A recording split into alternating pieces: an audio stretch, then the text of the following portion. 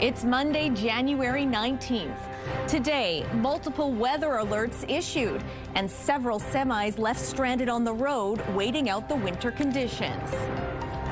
And residents stepped up. Oakville Community Center opens doors to nearly 100 travelers stranded by highway crashes. Also push for affordable groceries. How a program is helping people that are really struggling in the community. Your Morning Winnipeg starts right now.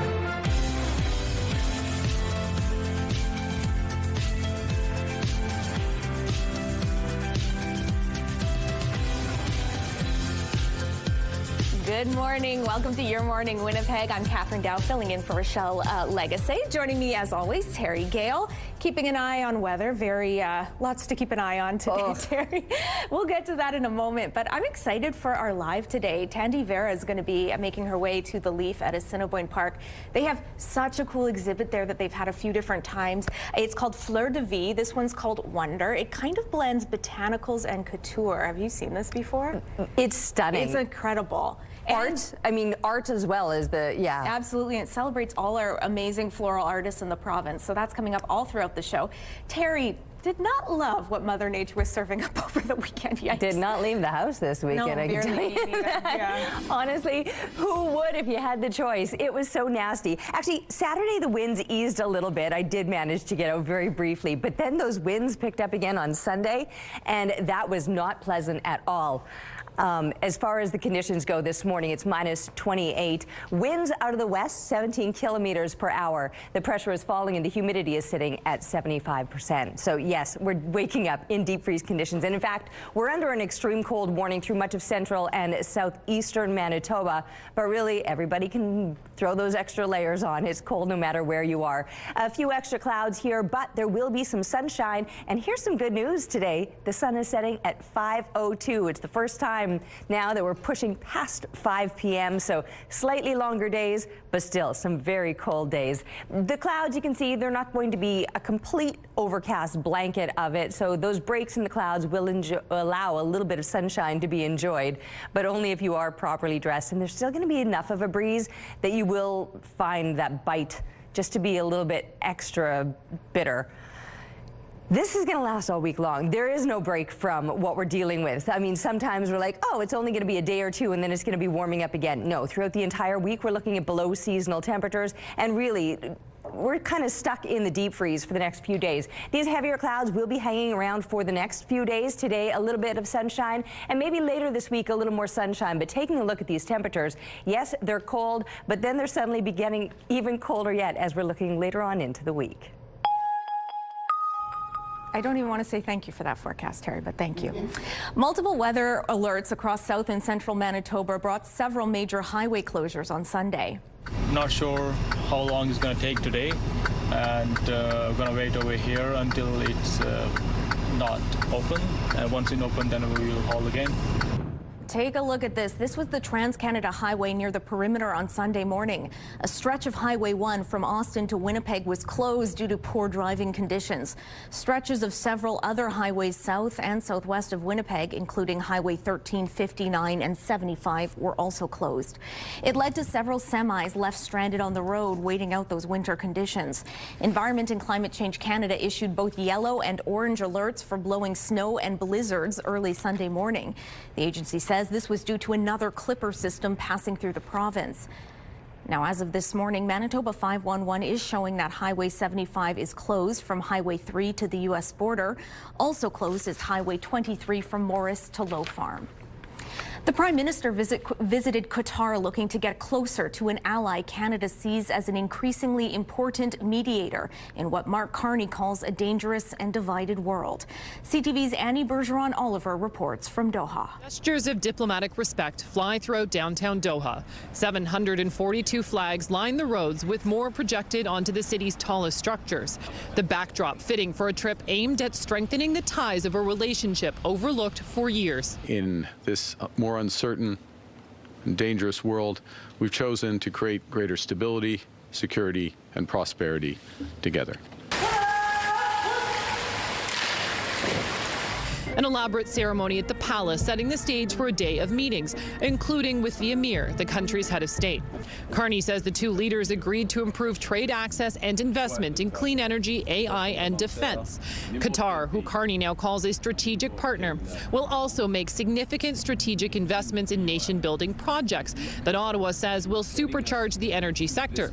No details or firm commitments were revealed. We are creating a framework to build, and we need investment above and beyond what's available here in Canada.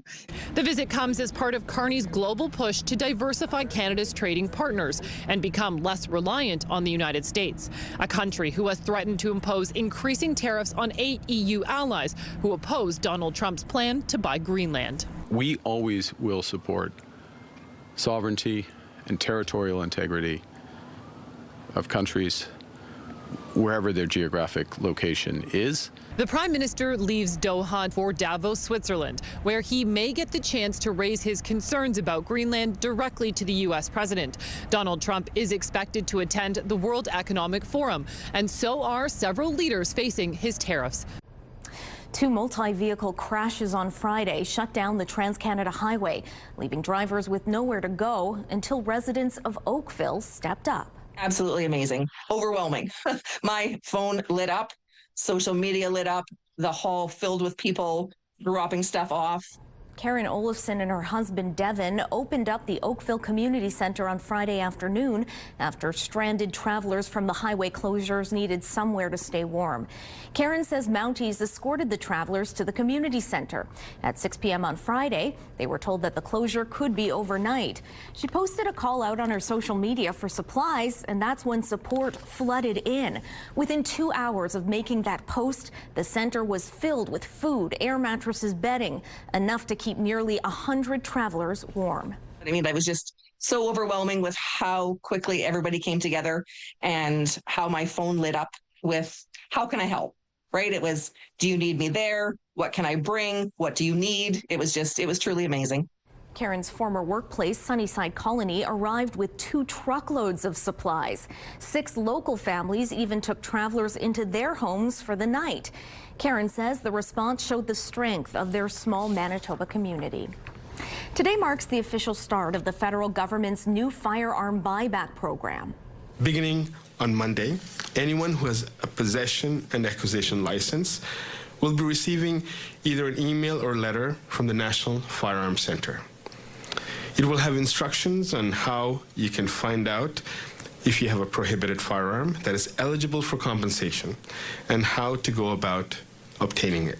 Since May 2020, Ottawa has outlawed about 2,500 types of guns, including the AR-15, saying they belong only on the battlefield.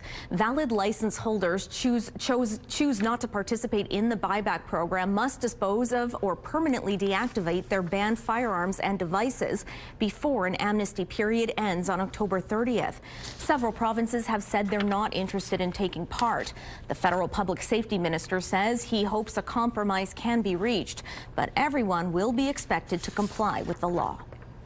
Upgrades to a stretch of the West Perimeter Highway are expected to get underway in the spring. The province has earmarked $235 million for a new interchange and overpass at the intersection of the Perimeter and McGillivray Boulevard.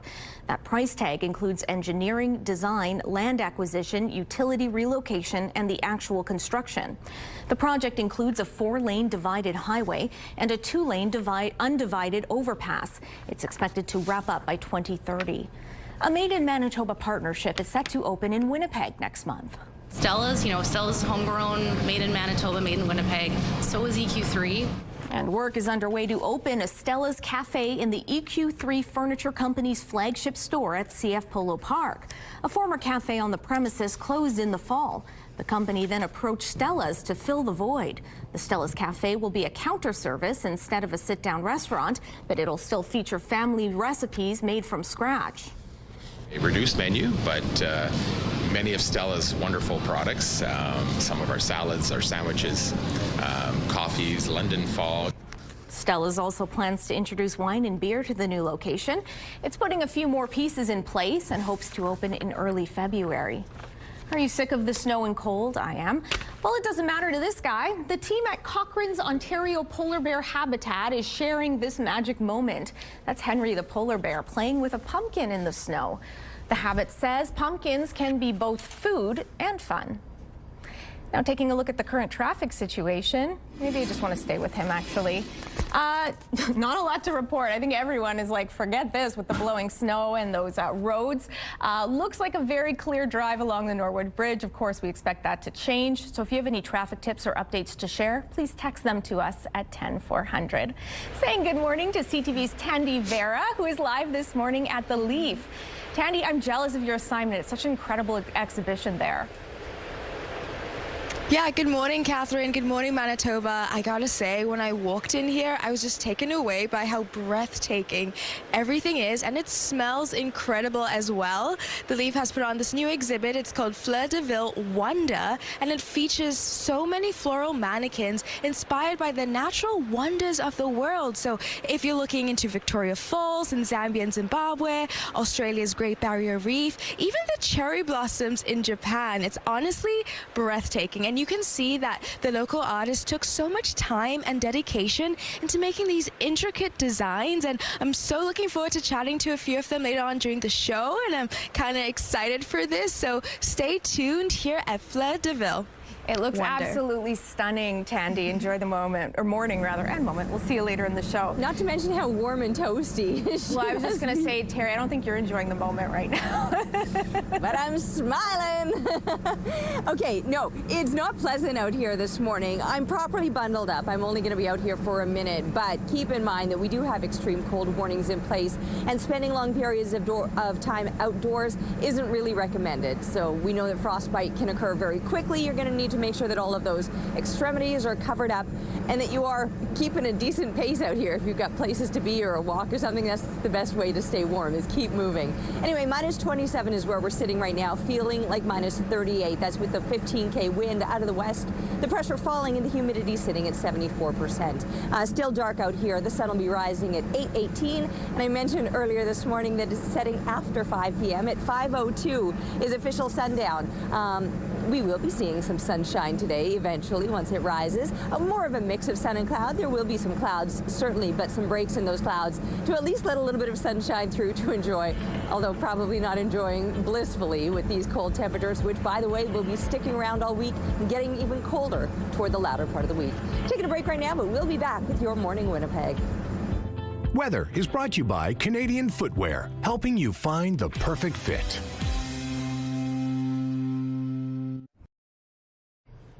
Welcome back. Late Winnipeg City Councillor Jason Schreier's push for affordable groceries lives on, and it is getting even bigger. The Jason Schreier Grocery Access Program moved to St. Gerard's School after first launching at the Morse Place Community Centre in July. The program first started with pantry staples like soup, cereal, and canned goods. Now the program fills the school gym on the 1st, 3rd, and 5th Saturdays every month from 1 to 4 p.m., with even more offerings like freezer and dairy sections.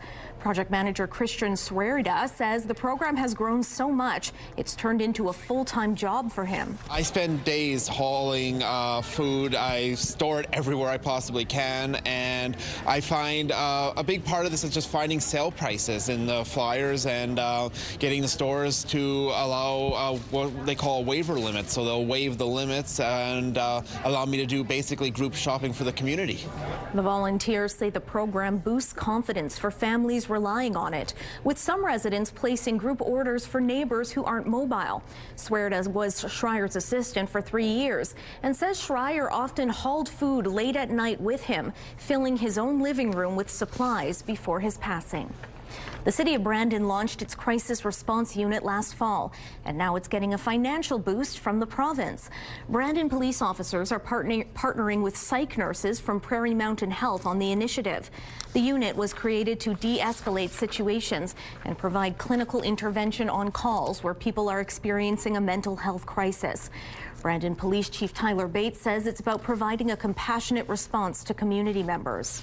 It's really a human-centered, supportive, integrated care response to what is a medical issue, right? And so oftentimes people that are in mental health crisis come into contact with police, and a health issue becomes criminalized.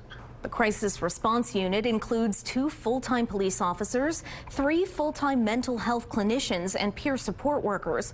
On Friday, the Manitoba government announced $290,000 in annual funding to support the initiative. China is expected to ease tariffs on Canadian canola, offering relief for some prairie farmers.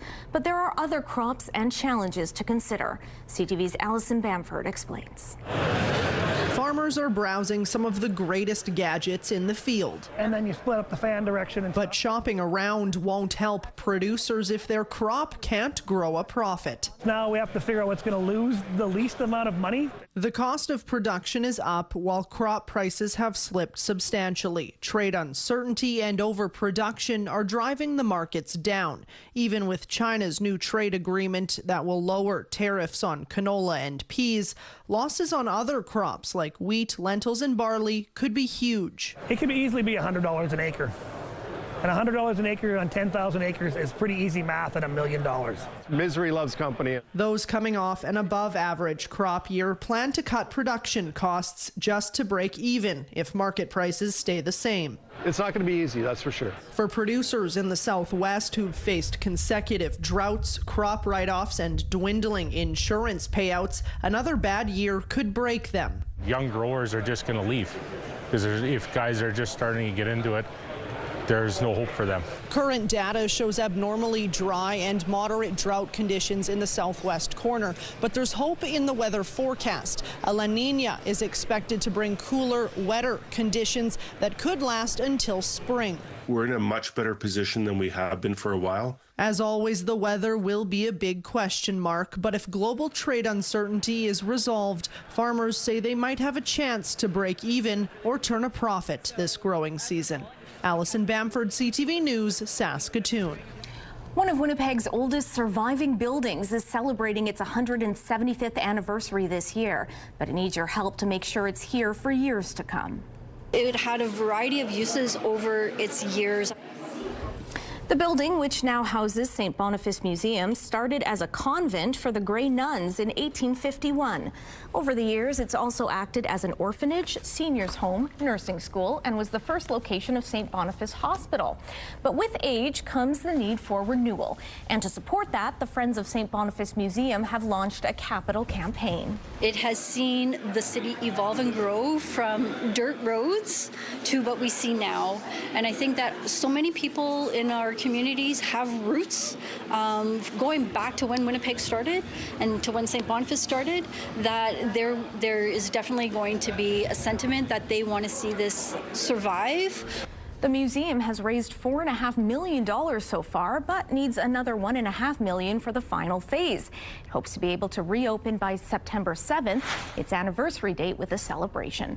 Some road closures to remind you about this morning. Following the rush on Main Street, the southbound curb lane will be closed from James to William on Selkirk Avenue. The eastbound median lane will be closed from Andrews to Mackenzie. And on St. Mary's Road, the southbound median and curb lane will be closed one at a time between Fermor and Arden. If you have any traffic tips or updates to share, you can text them to us at 10400. Traffic is brought to you by Curtis Carpets, Manitoba's flooring experts. A look now through the CTV Live Eye, brought to you by Bathfitter, exclusive home of the PermaFit solution. Ooh, we got some emergency lights off there in the distance. We'll see what's going on and if that's going to perhaps get in the way of your commute this morning. But so far the traffic is very light, so I don't think it's going to be an issue at this time. Anyway, what is an issue is the cold. Extreme cold warnings in place through central and southeastern Manitoba. But you can see it's not exactly much better in other areas. I mean, we're sitting in more the high -20s versus the low -20s off to the west, but still, you don't want to be going without all the layers at -22 either. So sure, we've got a few degrees on the western side of the province, but everybody needs to bundle up in these conditions. Right up into the north, and you can see those mid to high 20s throughout northern Manitoba. And that's all before we're factoring in the winds. Wind chill value of -44 up in Churchill right now, and mid to high -30s throughout the rest of the area. -38 is what it's feeling like right now in Winnipeg. So yes, the layers are necessary. Cover up all of the extremities, exposed skin can freeze in a matter of minutes. Frostbite is a very real thing. So we do have a few extra clouds. There will be some sunshine today and maybe increasing amounts as we continue on through the day. Increasing temperatures, but barely. Not even getting to seasonal daytime highs, and just barely, in fact, above seasonal lows. So pushing up to about -19, but as kids get settled into the classroom, still -26. So if they're waiting for the bus, make sure that you've got them bundled up really well. And then again, by the time they're coming home, -19, but a wind chill value as winds today will be up to about 20 to 40 kilometers per hour. So still enough of a bite, not quite as intense of winds as we experienced yesterday, for example, but still, you'll notice that wind chill value on top of it all. A little bit cloudier for the next couple of days. These will be the warmest days this week, and then as it clears out toward the end of the week, the temperature will be dropping off all over again. But it's looking stunning in some places. This was just yesterday with those intense winds. Claudia said she did not go onto Lake Winnipeg because the gale force winds there kept her back, but she did capture this stunning photo. Keep them coming to Winnipeg weather at ctv.ca, and we'll be back right after this break.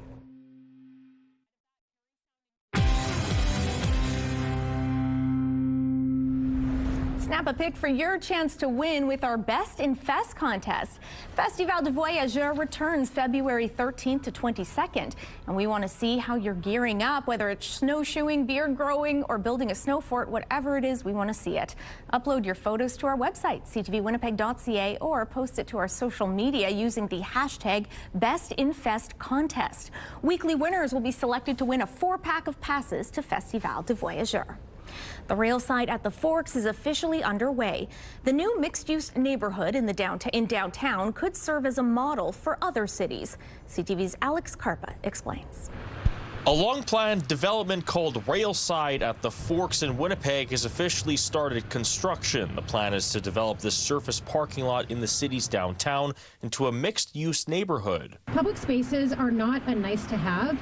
They are essential infrastructure, economically, socially, and culturally. The full development is expected to be complete by 2040 and will offer up to 1,200 housing units. It will also have a daycare center, coffee shops, and pedestrian-friendly walkways. At the end of the day, this project isn't just about buildings.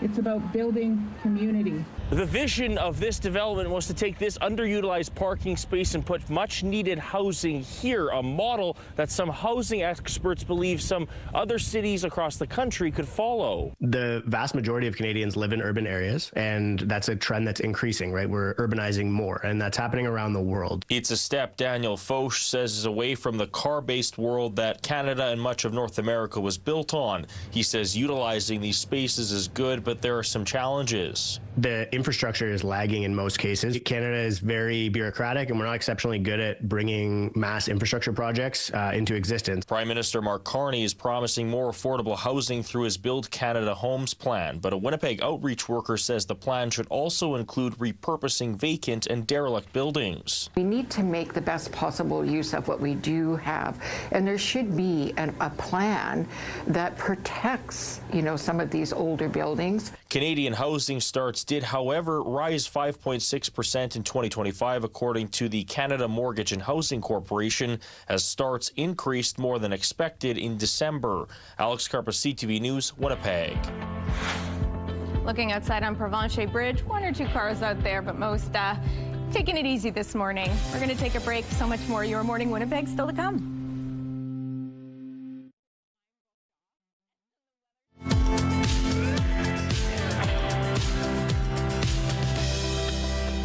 It's cold outside this morning. It really is. We've got extreme cold warnings in place right now. -27 feels like -38.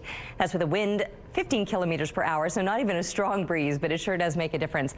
The pressure is falling, the humidity sitting at 74%. So yes, we're dealing with some extremes. You noticed it over the weekend, I'm sure, for those of you that might have been even brave enough to go outside. For those of you who stayed indoors, like me, most of the time anyway, I was out very briefly, but on Sunday you would hear those winds howling. The winds will be noticeable today, but not quite as strong as they were yesterday. And conditions will be a little bit clearer. We're going to be seeing some sunshine, although there was some sunshine sunshine yesterday. And then, of course, the blowing snow because of those winds. Today's winds, as I mentioned, won't be quite as intense, at times gusting to about 40 kilometers per hour. We're going to top out at about minus 19. Now, I do think that's a couple degrees warmer than we got to yesterday. I think yesterday we didn't even get out of the minus 20s. So today will be a slight improvement, if you will. But again, we have an extreme cold warning in place, and you have to make sure that you're properly bundled up. Frostbite can be a very real issue with skin freezing in a matter of minutes in these conditions. Now, minus 25 is where we'll fall to overnight. Minus 23 is a normal low, so that's not far off of what you would expect for overnight temperatures, but for daytime highs around minus 13. That's normal for this time of year. Now, we'll get a little bit warmer tomorrow. Maybe a few extra clouds hanging around and a shift in those winds out of the south at about 20 kilometers per hour. From there, Wednesday, warmest day of the week, almost to the seasonal 13. But following that, it'll clear out more so, and those temperatures get even colder yet. Thanks, Terry. Hazardous road conditions are prompting some Manitoba school divisions to stay closed today. The Lord Selkirk division reports no buses are running and all schools are closed. In the Evergreen division, there are no buses today and schools are closed. The Prairie Rose division has canceled buses for today. Qatari and Colony schools are closed, but community schools remain open. In the Red River Valley division, all schools are closed today. A plan to rejuvenate the downtown is one step closer to an ambitious goal. This is us recognizing what is going on around here, what is needed around here, and going towards those needs, meeting those needs.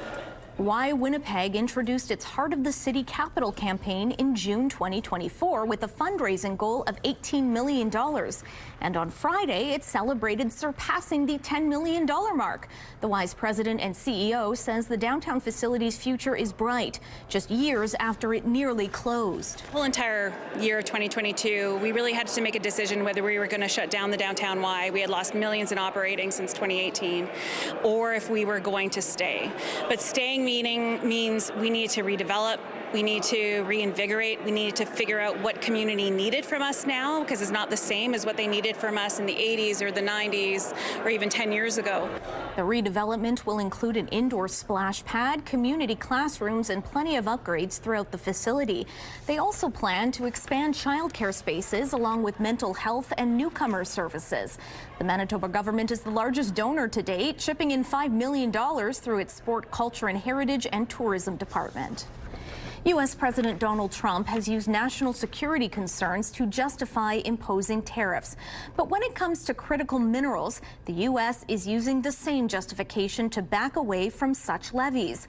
CTV's senior correspondent Judy Trin takes a closer look at the leverage this gives Canada. Tariff is my favorite word in the whole dictionary. The U.S. president wields tariffs as a weapon to boost domestic production, but Donald Trump is choosing not to impose tariffs on imports of critical minerals he deems essential to the national security of the United States. The problem you have with putting tariffs on critical minerals is that you will get less of them. In Trump's proclamation, he acknowledges that the U.S. is 100% reliant on other countries to supply 12 critical minerals and 50% reliant for another 29.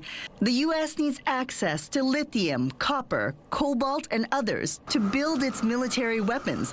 It wants to reduce reliance on China for the processed elements, but the U.S. doesn't manufacture enough to meet its needs. So the Trump administration says it will negotiate with G7 countries and other allies to set a base price for minerals to ensure a stable supply chain. Without a floor price, you won't be able to get these projects financed. So without a price that the government is willing to pay, parties aren't going to sign up to provide them. So they're not willing to build the plants that will produce the output if they don't know what they're going to be able to sell them for. Canada has the critical minerals the U.S. needs. There are currently 56 mines, 26 processing facilities, along with 151 projects waiting for development. Negotiating a floor price could get minerals out of the ground faster. It could also give Canada leverage in trade negotiations with Trump, because China also needs the elements to fuel its transition to clean energy. What we heard loud and clear is China is looking for reliable trading partners that don't use energy for coercion. Hammering out an agreement on critical minerals will be separate from negotiating the Canada-US-Mexico trade agreement, which comes up for review in July. Judy Trin, CTV News, Ottawa. Transport Canada has announced 2 recalls for more than 300,000 Ford vehicles. This is to do with a risk of a short circuit that can cause a fire. Both recall notices were first published on January 9th and updated in recent days. Transport Canada says the first recall only impacts certain vehicles with a 2-liter engine. Some models include 2013 to 2019 Ford Escapes and 2013 to 2018 Ford Focus cars. According to recall notices, Ford will advise owners by mail to take the affected vehicle to a dealership to replace the engine block heater. A Made in Manitoba partnership is set to open in Winnipeg next month. Stella's, Stella's homegrown, made in Manitoba, made in Winnipeg. So is EQ3. And work is underway to open a Stella's Cafe in the EQ3 Furniture Company's flagship store at CF Polo Park. A former cafe on the premises closed in the fall. The company then approached Stella's to fill the void. The Stella's Cafe will be a counter service instead of a sit-down restaurant, but it'll still feature family recipes made from scratch. Taking a look at the current traffic situation around Portage Avenue. A couple more cars joining us on the drive. It's been pretty quiet so far. Meanwhile, if you have any traffic tips or updates to share, you can always text them to us at 10400. Taking a look at your gas prices, the Canadian average stands at $1.27. Provincial average is lower at $1.20 in Winnipeg. The average is also $1.20. And the lowest price in the city is $1.07. This information is on gasbuddy.com. Fleur de Villes has taken over the Leaf at Assiniboine Park, and wow, does it look beautiful. Tandy Vera gives us an update. That's coming up at 6:42.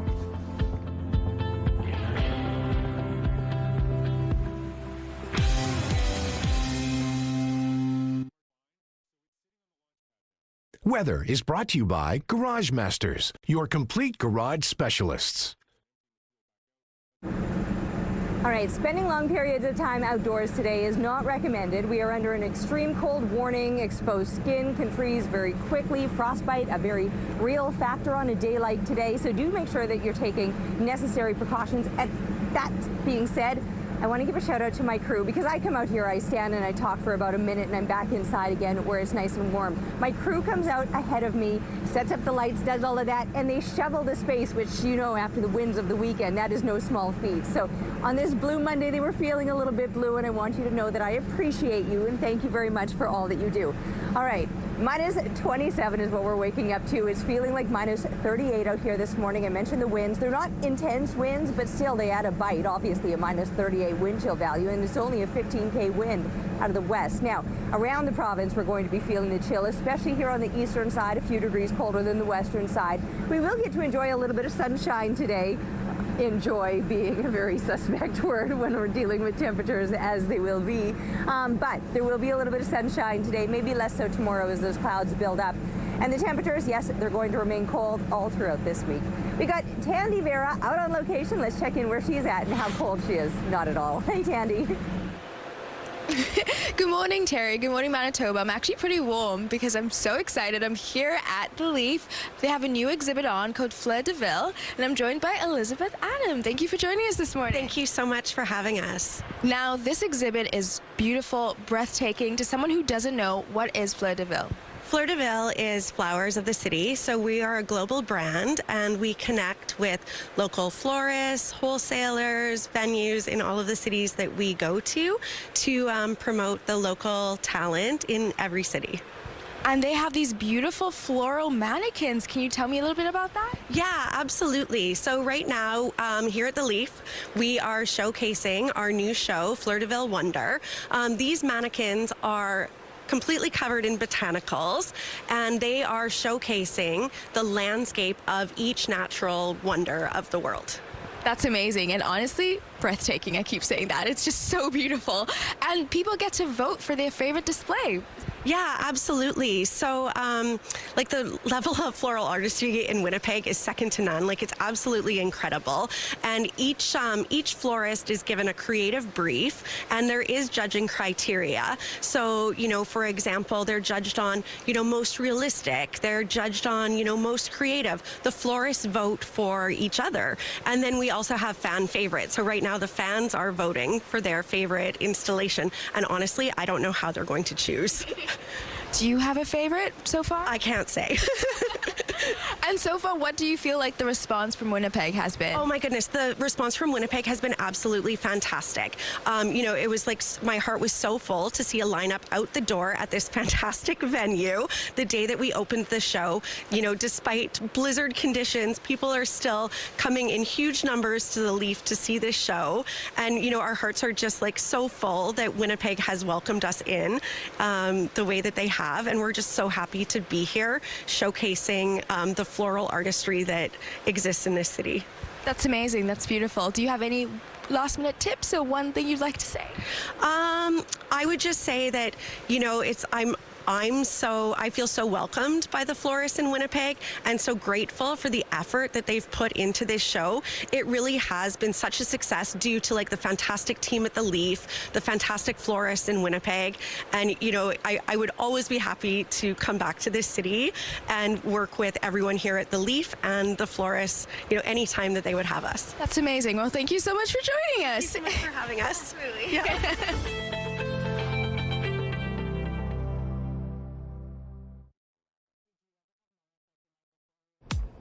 A look at the early markets. The Dow Jones lost 446 points.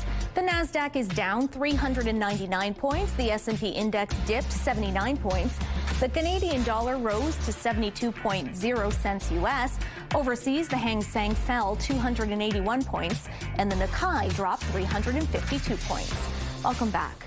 The RCMP has launched an online database for high-risk child sex offenders, and all but one on the initial list are from Manitoba.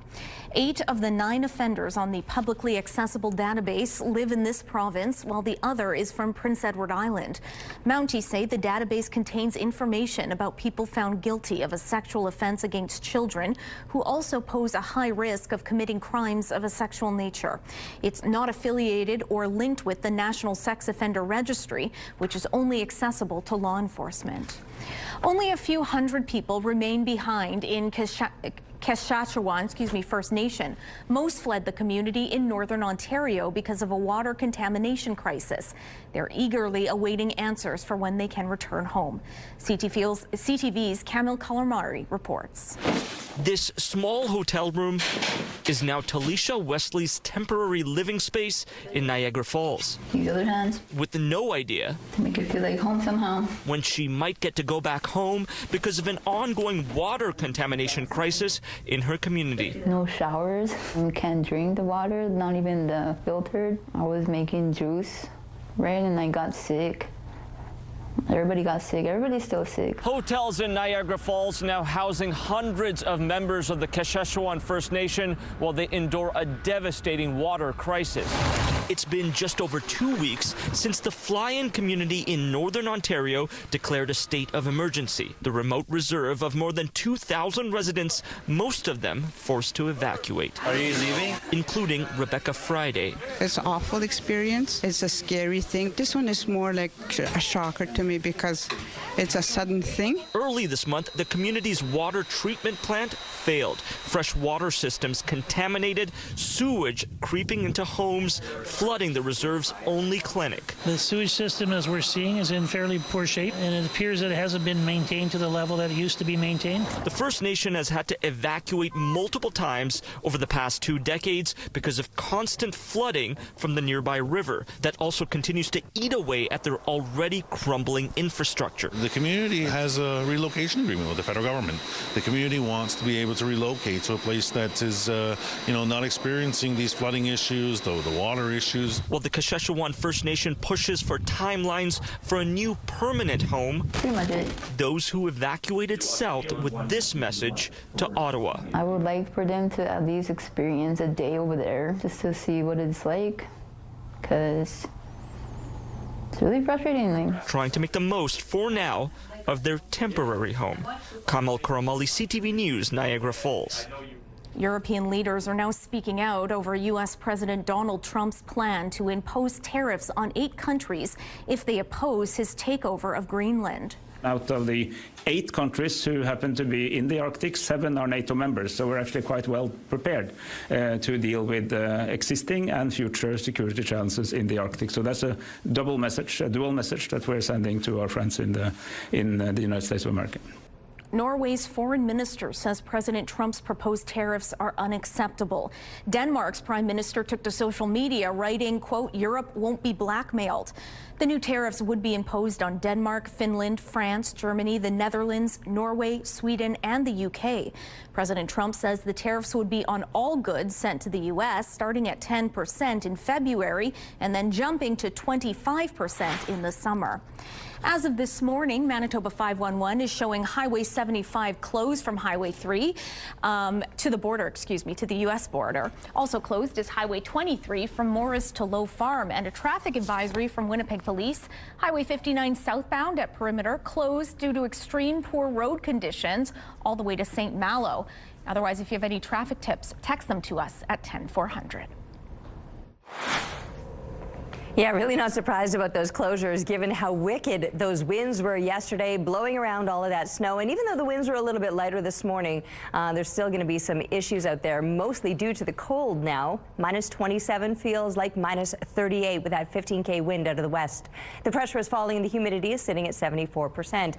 Extreme cold warnings issued through parts of central and southeastern Manitoba right over this area. However, many places are feeling the chill this morning, and even if you aren't under the extreme cold warning, you do need to kind of heed the warning, if you will. Throw those extra layers on, limit your time outdoors, keep moving if you are outdoors, best way to try and stay warm.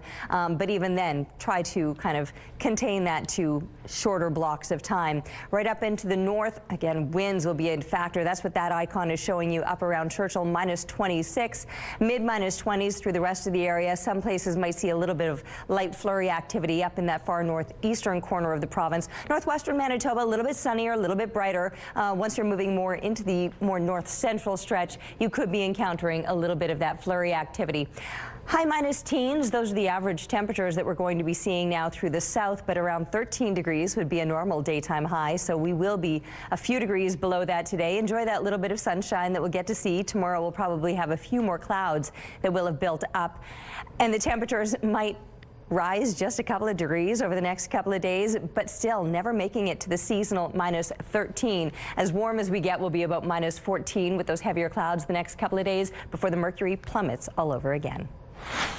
Checking in with our pals at 103.1 Virgin Radio. Ace and Chrissy, happy Blue Monday to you. I like when you say pals. That's what we are. I speak the truth. Yeah, I know, and I like it. Yeah, happy Monday. It is Blue Monday, which I'm not 100% certain who they are in this case. They like to tell us that this is the saddest day of the year. So the order we're going to go is Chrissy, Catherine, and then I'll get us out. But this is my advice for today. On Blue Monday, think of things that always make you smile and do as much of that as possible today. Chrissy Troy, something that, and it can be several things, that always makes you smile. Do you guys know, have you heard of WWE superstar Stone Cold Steve Austin? Yeah. I am a child of the 90s, so yes, of course. I like where this is going. Okay.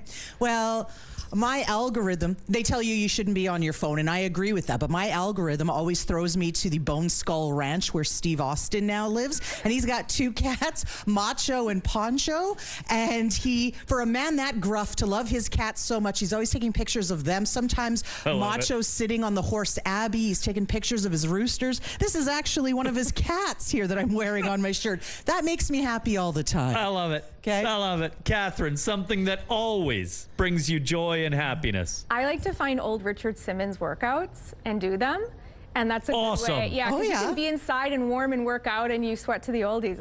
It's 10 out of 10 always works. That is awesome. Mine is very new. but something that always makes me smile is when people come to work wearing animals on their shirts. That's right. Hayes and Christy, the wolf cats. No notes on those shirts either, honestly. That is also a mood booster. Thank you to you both. No Monday blues here with you guys. What if your workout felt a little bit like a dance party? We're at Orange Theory Fitness. The music is pumping. It looks like they're having a good time in there. We're going to find out what's going on. Sean joins me today. Hi. Let's talk a little bit about Orange Theory Fitness and what this workout is all about. Yeah, so Orange Theory Fitness is a 1-hour full body workout, and it blends strength training, cardio, and coaching to give you the best workout that you can get in 1 hour. So behind us here, we have Coach Lucy, who is running through this morning's class, and we've got a full class going, and everyone is giving it their all to get the best, most efficient 1 hour workout they can get. I love that it does have like such a dance party vibe to it, because if you told me that I had to work out for an hour, I'd be like, are you kidding me? That seems like a long time. But then we all remember going to the clubs and dancing. You dance for hours straight, Yeah. right? So when you've got a bit of that club atmosphere going on, it probably just engages people more and really motivates them. Absolutely. The energy in there is fantastic. It doesn't seem like an hour when you're in there. It goes by so quickly. Everyone is having fun. We're all in there doing the same thing.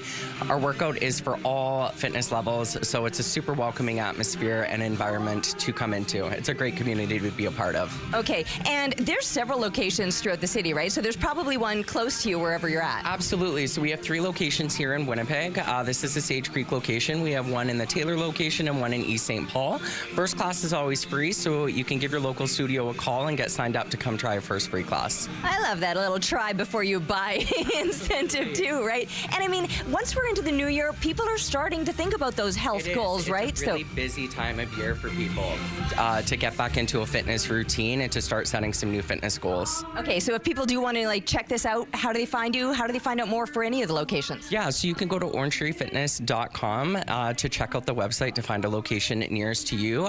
The telephone numbers for the Winnipeg market will also be listed on that website. So easy. Get yourself back into the gym and back to a better you.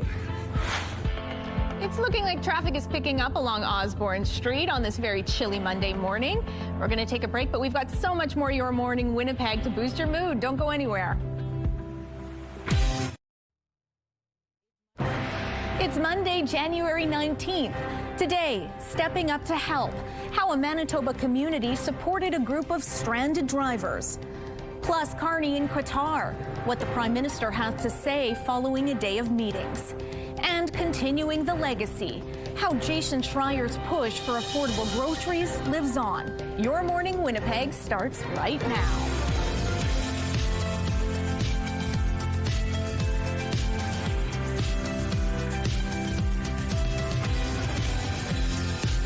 Good morning and happy Monday, Manitoba. Thanks for joining us here on Your Morning Winnipeg. I'm Catherine Dow, filling in for Rochelle Legacy today. Terry Gale, always here, always happy to have her, although maybe not the forecast that we're happy to receive today, but we will get to that. In terms of today, we call it Blue Monday. Some people call it this. Some people call it pseudoscience.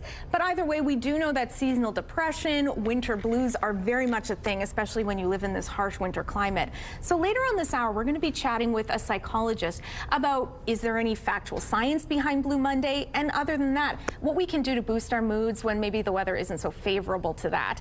Terry, speaking of Mother Nature not helping us much with these doldrums of winter, huh? The weather isn't so favorable to that. No, it's certainly not. At minus 27 and it feels like minus 38. We are waking up in the deep freeze coming off of an incredibly cold weekend. The winds were intense over the weekend. Thankfully, they've eased from those howling winds Sunday, but still a 15K wind out of the west makes that feel like minus 38. So it is still having an impact, even though it's on the lighter side. The pressure is falling. The humidity is sitting at 74%. Here's some good news. We'll see some sunshine today. The sky will, I was going to say it'll be clearing. Parts of northern Manitoba clearer. We might see a little more clearing, but breaks in those clouds, even the few clouds that we're seeing this morning, will let some of that sun shine through. And the best news of all is that the sun is rising a little bit earlier, 8:18, and setting a little bit later, just after 5 p.m. It's the first time now that we're seeing a post 5 p.m.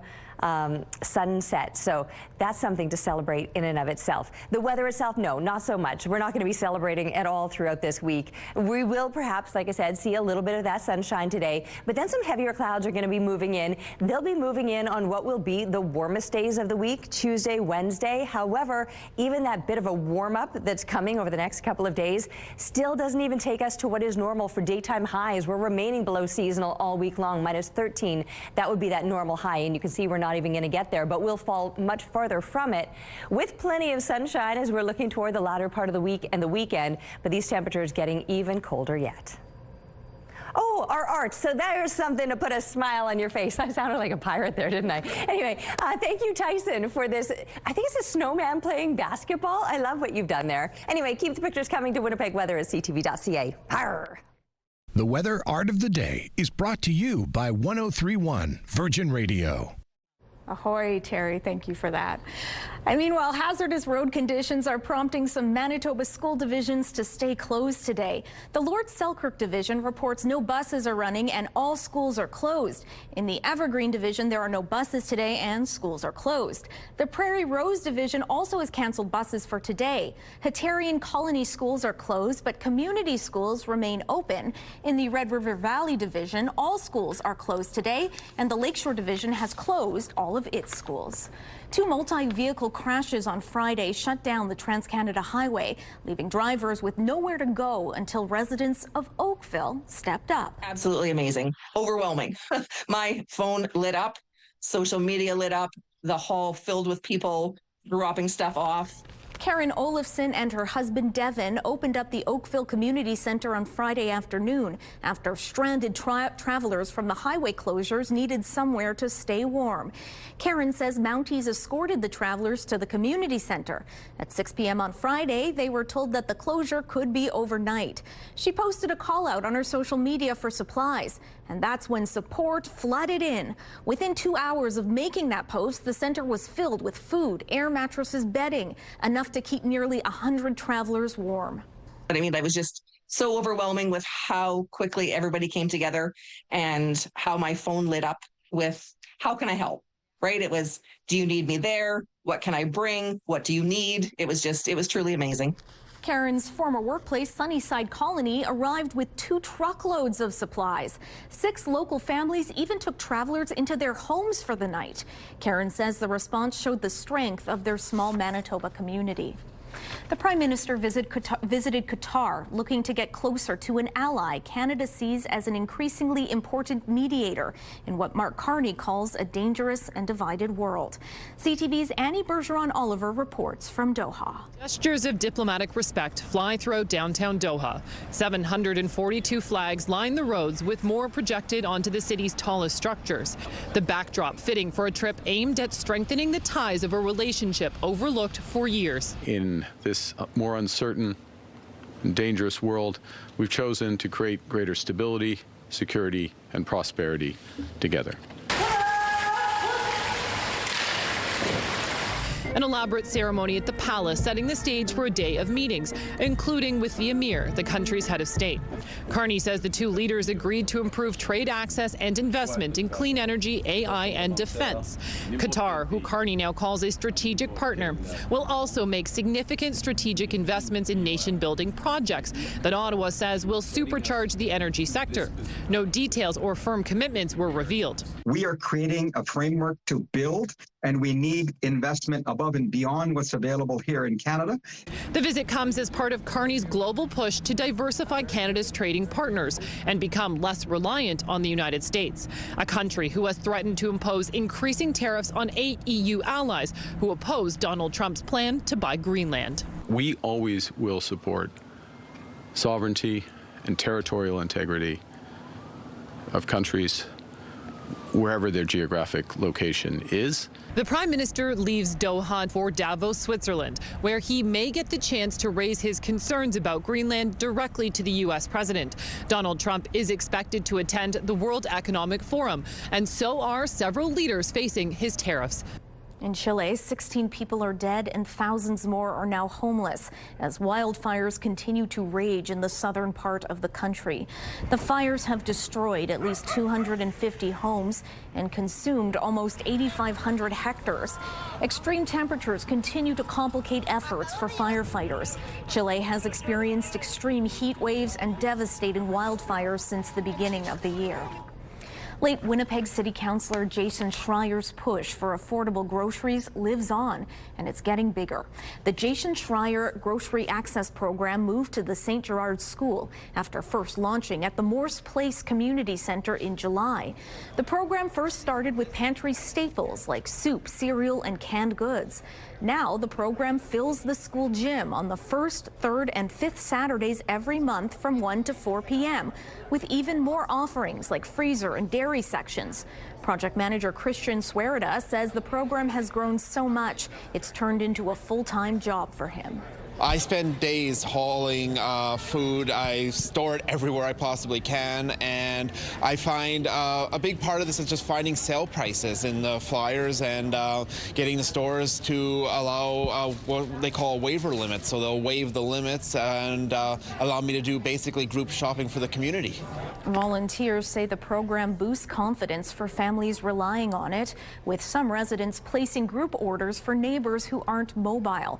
Swerida was Schreier's assistant for 3 years and says Schreier often hauled food late at night with him, filling his own living room with supplies before his passing.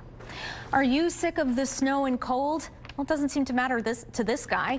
The team at Cochrane's Ontario Polar Bear Habitat is sharing this magic moment. That's Henry the polar bear playing with a pumpkin in the snow. The Habitat says pumpkins can be both food and fun. Taking a look at the current traffic situation around Kenaston and Sterling Lyon. Looks like traffic is moving along at a good clip, but of course it is slick out there. We'll have more details a little later on the weather conditions, but right now, if you have any traffic updates or tips to share, you can always text us at 10400. Gold and silver are jumping to record highs this morning as U.S. President Donald Trump continues his push to take control of Greenland. The U.S. has said it will slap tariffs on 8 European nations that oppose his plan to acquire Greenland. And so precious metals have been rising sharply as investors try to avoid currencies and government bonds. Spot gold has risen as much as 2.1%, while silver is up as much as 4.4%. Meanwhile, European stocks and U.S. futures tumbled more than 1% this morning amidst the news. German automakers led losses as BMW AG dropped 4%. The dollar weakened and the Swiss franc outperformed. U.S. markets, however, are closed today because it's a public holiday. Those are your morning business headlines for BNN Bloomberg. I'm Lindsay Biscaya. CTV's Tandy Vera is live this morning at the Leaf. Tandy, it looks stunning there. Yeah, honestly, Catherine, it's breathtaking. Right now, I'm in front of a display that's inspired by the cherry blossoms, in Japan, and it's just so beautiful how intricate the designs are. You can really tell that the local florists and artists put so much time and effort into making these floral mannequins. And if you're looking for something to do to kind of get away from the cold, which is much needed, it's a great place to come and just chill, relax, maybe even bring a book to read, journal. The other day they had kids come in with watercolors and kind of paint the mannequins that they saw. It's just beautiful, bright, and it kind of takes you away from that snow and wind outside. So if you're looking for something bright to do, it's the best place to check out. So the exhibit is on till the 25th of January, so you do not want to miss it. It looks wonderful, Tandy. Looking forward to seeing more of those beautiful displays. We'll check in with you later. Honestly, the Leaf is one of the great escapes that we have through the winter. And then when it puts on a display like that it's not just kind of warm and tropical in some of those biodomes, but then so beautiful. Well, if you don't have the cash right now to book a tropical vacation, it's kind of the next best thing. So I think everyone's envious of how Tandy's spending her morning. Exactly. I'm not envious of you right now, Terry. I got to be honest. What? I'm not envious of of me either right now, Catherine. I'll be doing this up quickly and getting back indoors where it's much warmer and toastier. Outside this morning, we're waking up under extreme cold warnings, minus 26, so we have technically started to warm up a little bit, though it's still feeling very frigid, minus 36 wind chill value with a 14K wind out of the west. The pressure falling, the humidity sitting at 74%. I can try and look up. I mean, obviously I can look up. That's not the problem. Every time I try to see what the conditions are like, this exhaust fog, it's not the exhaust fog, it's my breath actually that I'm looking at. But there is some exhaust fog around me from some of the chimney stacks or whatever they are that create that. Anyway, so it's hard to even see what kind of a sky I'm looking at this morning, but according to our satellite image, when I'm back in warm inside, it's showing some clearer conditions and we'll likely enjoy a bit of that sunshine today. But when I say enjoy it, maybe more so from the other side of the glass, a nice sunbeam through the window, we can curl up like a cat. Extreme cold issued for today. Yes, we'll probably see that warning lifted later on. We've got a couple of slightly milder days tomorrow and Wednesday, and then extreme cold warnings likely to be reissued again because where we're headed by the end of the week is even worse than it is now. Weather is brought to you by Mr. Lube Plus Tires. Open late, ready when you are. Thanks, Terry. A correction to make now. Earlier in the show, we said that Highway 59 was closed. It is not, so we ask apologies for the mistake.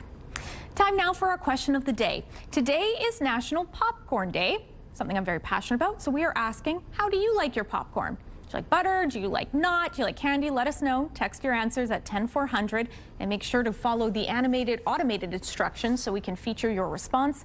Don't forget to include your name. At Your Morning Winnipeg, we are all about celebrating your amazing pets, furry, feathered, or scaly. Your Pet of the Week submissions have been amazing, and we want to see even more. Whether it's dogs, cats, birds, any other pet pals, send them our way. Drop your pet photos and a fun little story about them to petoftheweek@ctv.ca. Catch us every Thursday to find out if your pet is our Pet of the Week on Your Morning Winnipeg. Bit of a lineup at Notre Dame Avenue, but otherwise traffic moving along decently. We're going to take a little break, but don't worry. Your Morning Winnipeg just returns after this.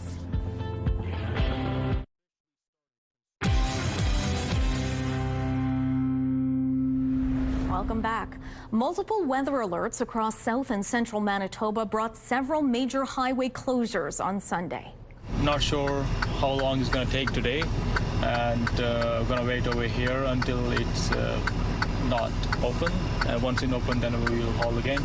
Take a look at this. This was the Trans-Canada Highway near the perimeter on Sunday morning. A stretch of Highway 1 from Austin to Winnipeg was closed due to poor driving conditions. Stretches of several other highways south and southwest of Winnipeg, including Highway 13, 59, and 75, were also closed. It led to several semis left stranded on the road, waiting out the winter conditions.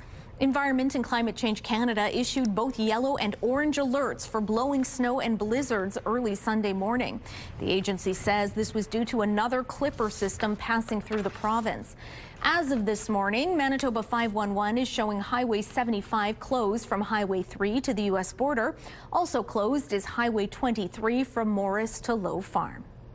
The province is beginning to lay the groundwork for the use of artificial intelligence in the classroom. It says Manitoba Education is working on a guiding principle framework, which will advise teachers on how to incorporate AI in students' learning. It notes teachers will maintain a central role in education. The framework is being developed with input from teachers, school divisions, Indigenous partners, and other stakeholders. The Premier says AI literacy is quickly becoming a key skill for future careers. Now our society and economy is going to be changed in a huge way by artificial intelligence. And I think these same people who've helped us negotiate other societal changes are really well positioned to help us prepare for this technology change. The Premier was speaking outside of a first-of-its-kind summit on the topic. The province has also partnered with an AI consulting firm, which will develop programs and webinars to coach education leaders on integrating AI in the classroom. Upgrades to a stretch of the West Perimeter Highway are expected to get underway in the spring. The province has earmarked $235 million for a new interchange and overpass at the intersection of the Perimeter and McGillivray Boulevard. That price tag includes engineering, design, land acquisition, utility relocation, and the actual construction. The project includes a 4-lane divided highway and a 2-lane undivided overpass. It's expected to wrap up by 2030. Another check-in on traffic takes us to Donald Street, getting pretty busy on there as we are, of course, in the heart of rush hour. If you have any traffic tips or updates to share, be sure to text them to us at 10400. Traffic is brought to you by Mr. Lube Plus Tires. Open late, ready when you are. Time now for entertainment news. For the 5th week in a row, James Cameron's Avatar, Fire and Ash topped the North American box office.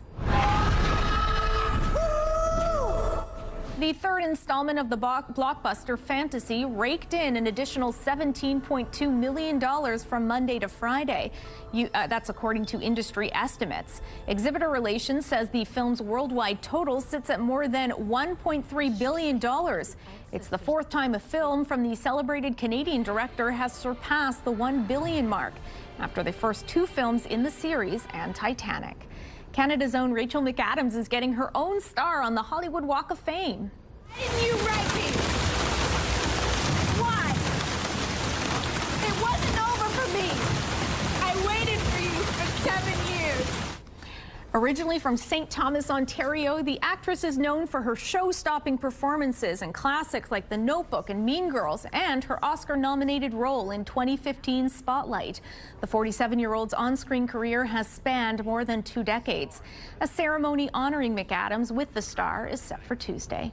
And Prince Harry is in court in London this morning, continuing his legal battle against the UK tabloids.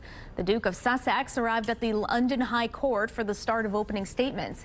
He is expected to take the stand on Thursday. This is the 3rd and final case against the media brought on by Prince Harry. He is joined by some other high-profile complainants like Elton John, his husband David Furnish, Elizabeth Hurley, and others. They're suing the publisher of the Daily Mail. They are alleging the tabloid used illegal means like phone tapping to gather personal information about them. The trial is expected to last 9 weeks. Your Monday primetime lineup, is full of high-pressure experiences of first responders. 3 episodes of 911 starting at 7. It's all right here tonight on CTV. All right, Terry Gale, it's pretty chilly out there. How's the rest of the day shaping up? You're right about that, and pretty much the rest of the day will be chilly too. Here's a look now through the Bathfitter Live Eye. Your CTV Live Eye, brought to you by Bathfitter, exclusive home of the PermaFit solution. New year, new tag. As far as the conditions go today, waking up with extreme cold warnings over central and southeastern Manitoba. Along the western border, it's not quite as cold, low -20s versus the mid -20s. But again, I mean, we're only talking a degree or 2 difference. You're still going to need to bundle up no matter where you are. Pushing up into the north, and we're sitting in those mid to high -20s. Factor in the breeze, and there's a couple -40 wind chill values, or mid to high -30s if you're not in the -40s. So everybody needs to take those necessary precautions. Exposed skin can freeze in a matter of minutes in these kind of conditions. You can see it's on the clearer side, certainly through northern Manitoba, and even here in the south, seeing these clouds breaking up. A little bit of precipitation showing up in that southwestern corner of the province. As we continue on through the day, don't expect much in the way of a warm-up. We will perhaps enjoy some sunshine. It's just not going to bring the heat. -24 as kids get settled into the classroom. Lunchtime, -20, and by the time they're coming home again, -19. That keeps us below seasonal, in fact, all week long. Well, we'll enjoy some sunshine today, slightly heavier clouds settling in for the next couple of days, which will also be the warmest of the week, because after that we'll see a clearer sky, some sunshine returning again, but these temperatures dropping off, and we're looking to be even colder than it is now. Beautiful shot taken out in Bel Air. Claudia said the winds were intense, but she did manage to capture this stunner. Keep the photos coming, please, to Winnipeg Weather at ctv.ca. Thanks, Terry. Uber Eats is marking its 10-year anniversary, and the app is revealing some of its Canadian highlights. We're learning a hungry Torontonian placed an order for more than $6,000 worth of burgers and fries. Uber Eats Canada didn't say what restaurant or when the order was made, but it topped the list for the priciest delivery in the app's history. It also revealed the country's top tippers over the decade, which include Calgary, Edmonton, Montreal, Halifax, and Ottawa. So I'm back with Sean at Orange Theory Fitness, and we were talking about 3 locations within the city, so very accessible and easy to get your workout in this year. Sean, let's talk a little bit about those workouts and what they look like. Yeah, so when you come into an Orange Theory workout, you are paired up with a coach and a bunch of other people in class, and you're going to be doing some work in 3 distinct areas. So the room is set up into a floor block station that you can find around the perimeter of the room. We've got some water rowers in the middle, and then we've got some treadmills here up at the front. What's unique about Orange Theory Fitness is that every single person that comes in is set up with a heart rate monitor. So that sets us aside from other fitness facilities where we're tracking heart rate-based interval training throughout the duration of the workout. So the whole science behind Orange Theory is to try to spend 12 to 20 minutes at 84% of your max target heart rate so that you can achieve optimal afterburn effect after your workout. So throughout class, we are focusing on full body strength training using a variety of different equipment. So we've got dumbbells, TRX strap, some mini bands. We've just introduced Y-bells stacked over it in the corner. And we're going through a series of motions of exercises that the coach is demonstrating throughout class to keep you accountable, held on track, so you can successfully and safely get through your workout. The second and third parts of class will be integrating elements of cardio on the water rowers as well as the treadmills, where you can track your workout in live time. So the music is pumping, coach is giving instruction, holding everyone on track. You know, you're feeling confident, you're tracking your progress in live time, and it's just a great environment to come in and get a workout. Love that. And let's talk a little bit about the screens here, because this is where people are able to really see how well they've done that day. Absolutely. So at the end of your class, you're sent an individualized summary by email, but you can also track that through your Orange Theory Fitness app. And it is tracking a couple of metrics throughout class. So we're looking at the total amount of time spent in those target heart rate zones. You're looking at number of calories burnt through class, what your average heart rate was. So it's a really nice piece, an accountability tool that you can use to track your progress throughout your fitness journey here with us. I love that. It really helps you stay on top of where you're at, where you want to go, set those goals, and then achieve them. Yeah. We're going to be chatting more in a few minutes. Couture and florals combine at the Leaf at a really neat exhibition. Tandy Vera gets all the details. That's coming up at 7:28. Fashion and florals collide at the Leaf at this really cool exhibit. That's where we land with Tandy Farah. Tandy, it looks absolutely stunning. Who are you chatting with now? Hey, Catherine. I am joined by Danny Wenger, Communications Coordinator. Thank you for joining us this morning. Thank you so much for coming by and checking out the Leaf with us. Such a beautiful exhibit, stunning, breathtaking, and along with it comes with so many programming. Can you tell me a bit about the programs? Absolutely. So there's so much going on during the week. This week, this is the full week of Fleur de Villes Wonder. So we've got some florist chats every day at around 4 o'clock. We have different florists that are going to be coming down and chit-chatting with folks about their display, the process, and how everything went. Today and tomorrow, we're doing florist demonstrations. We have 2 florists coming in on the 2nd floor mezzanine, so you don't actually need a biome ticket for that. They're going to be doing different demonstrations on how to make your own bouquet and different things like that. Every day this week at 9 a.m., we're doing leaf tours where our education team's going to be touring people around. And we also have gardener chats. Those are every day, all the time. And so it's really great that we have all this wonderful programming. And this is going to be that Monday to Friday during the weekday for those weekday folks. That's amazing. There's so much to do and so much to see. And there's also Leaf After Dark. We're a few spots left. Can we chat a bit about that? Absolutely. So Leaf After Dark, it is just has been received so well. So we did a special Fleur de Villes edition where you can come in, enjoy beautiful music, stroll around the biomes and see the beautiful displays. We had one on Wednesday, completely sold out. So we had to open up a second one. So tomorrow we have a second Fleur de Villes edition of Leaf After Dark, and the first 2 spots are completely sold out. So if you want to come, you have to come for the 8 o'clock slot tomorrow. It's going to be so magical. Like looking around right now, it's so peaceful. So like with the twinkly lights, it's perfect. So if you want to come down for a nice fun date night and enjoy Fleur de Villes, come on down for Leaf After Dark. People need to get their tickets because they will miss out on such a beautiful show. And do you have, lastly, any general tips for people? Yes, because, you know, we don't want anybody else missing out. So you have to make sure to head to our website at assiniboinepark.ca. The tickets are time and date specific, so make sure to come on down. There's even like numbers that'll show you which how many tickets are left. So we don't want you to miss out. It's on every day until Sunday. So we are starting to come into that first half, and we hope you can come join us. It's so beautiful and it smells fantastic. You have to come smell all the smells for yourself. I agree with that. You have to come smell how amazing it is and see the beauty. It's going to be great. Times like these where I wish we had smell-o-vision, Tandy. Thanks for that. We'll check in with you a little later on All the the show. more reason to go down and check it out for yourself. Exactly. And again, escaping the cold, who wouldn't be up for that on a day like today? It is freezing outside, minus 26. It feels like minus 36. Winds right now, they're out of the west, 14 kilometers per hour. The pressure is falling and the humidity is sitting at 74%. Extreme cold warning is what we're waking up to this morning. No surprise. I mean, we felt the chill of the weekend. For those of you even brave enough to leave the house, I was listening to those winds yesterday thinking, I couldn't imagine what would get me outside. Maybe an absolute emergency. Thankfully, didn't have to find out what it was feeling like outside. I could hear it through the windows. Today, it's feeling pretty darn cold, but the winds aren't anywhere near as strong. So at least we have that going for us. And I was saying earlier, the longer days. 8:18 is sunrise, but 5:02, finally after 5 p.m. is when that sun will be setting today. Not that it's going to be warming us up by any means. Minus 19 is our expected high. Minus 13 would be a normal daytime high. So we're well below that today with northwest winds in place, and at times they might be gusting to about 40 kilometers per hour. Temperature overnight dropping down to minus 25 with those winds out of the west at about 20 kilometers per hour. Tomorrow we'll have some heavier clouds, slightly milder temperatures though. There might be a few breaks in those clouds. But overall, tomorrow and Wednesday, the warmest days of the week, will look a little bit cloudier.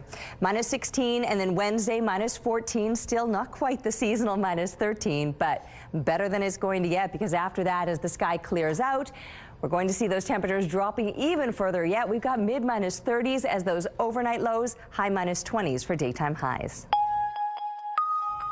Thanks, Terry. Hazardous road conditions and frigid temperatures are prompting some Manitoba school divisions to stay closed today. The Lord Selkirk division reports no buses are running and all schools are closed. In the Evergreen division, there are no buses today and schools are closed. The Prairie Rose division has also canceled buses for today. The Qatari and Colony schools are closed, but community schools do remain open. In the Red River Valley divisions, all schools are closed today, and the Lakeshore division has closed all of its schools. Service disruptions also are in order today in the Division Scolaire Franco-Manitobain. The DSFM has closed École Aurore Lemoine and École Saint-Georges. Elsewhere in the DSFM, the division has canceled bus transportation today for Lagimodière Saint-Jean-Baptiste, Saint-Agathe, Réal Bérard, Saint-Joachim, Pointe-des-Chênes, and Gabriel Roy. Those schools are all open today, just without buses. The city of Brandon launched its crisis response unit last fall, and now it is getting a financial boost from the province. Brandon police officers are partnering with psych nurses from Prairie Mountain Health on the initiative. The unit was created to de-escalate situations and provide clinical intervention on calls where people are experiencing a mental health crisis. Brandon Police Chief Tyler Bates says it's about providing a compassionate response to community members. It's really a human-centered, supportive, integrated care response to what is a medical issue, right? And so oftentimes people that are in mental health crisis come into contact with police, and a health issue becomes criminalized. The crisis response unit includes 2 full-time police officers, 3 full-time mental health clinicians, and peer support workers.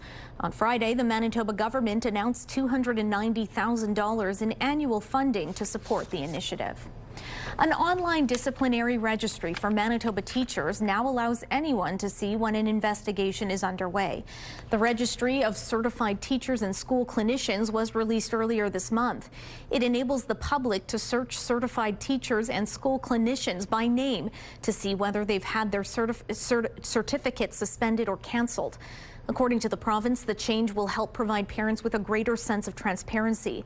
The status would be removed once the issue is resolved and the teacher is exonerated or has their certificate suspended or canceled.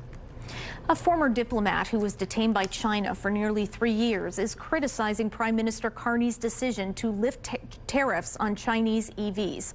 Michael Kovrig told CTV's Question Period the move will have huge implications for Canada. Canada broke ranks with the U.S. on Chinese electric vehicles. Even with quotas, the signal's big. Market access is negotiable under pressure. And so that teaches the Chinese Communist Party that pressure works, and it's likely to test that again. Carney's recent trip to China was the first by a Canadian Prime Minister in 8 years. The Pentagon has put 1,500 troops on standby for a possible deployment to Minnesota. This act was clearly designed to intimidate the people of Minneapolis, and here's the thing. We're not going to be intimidated.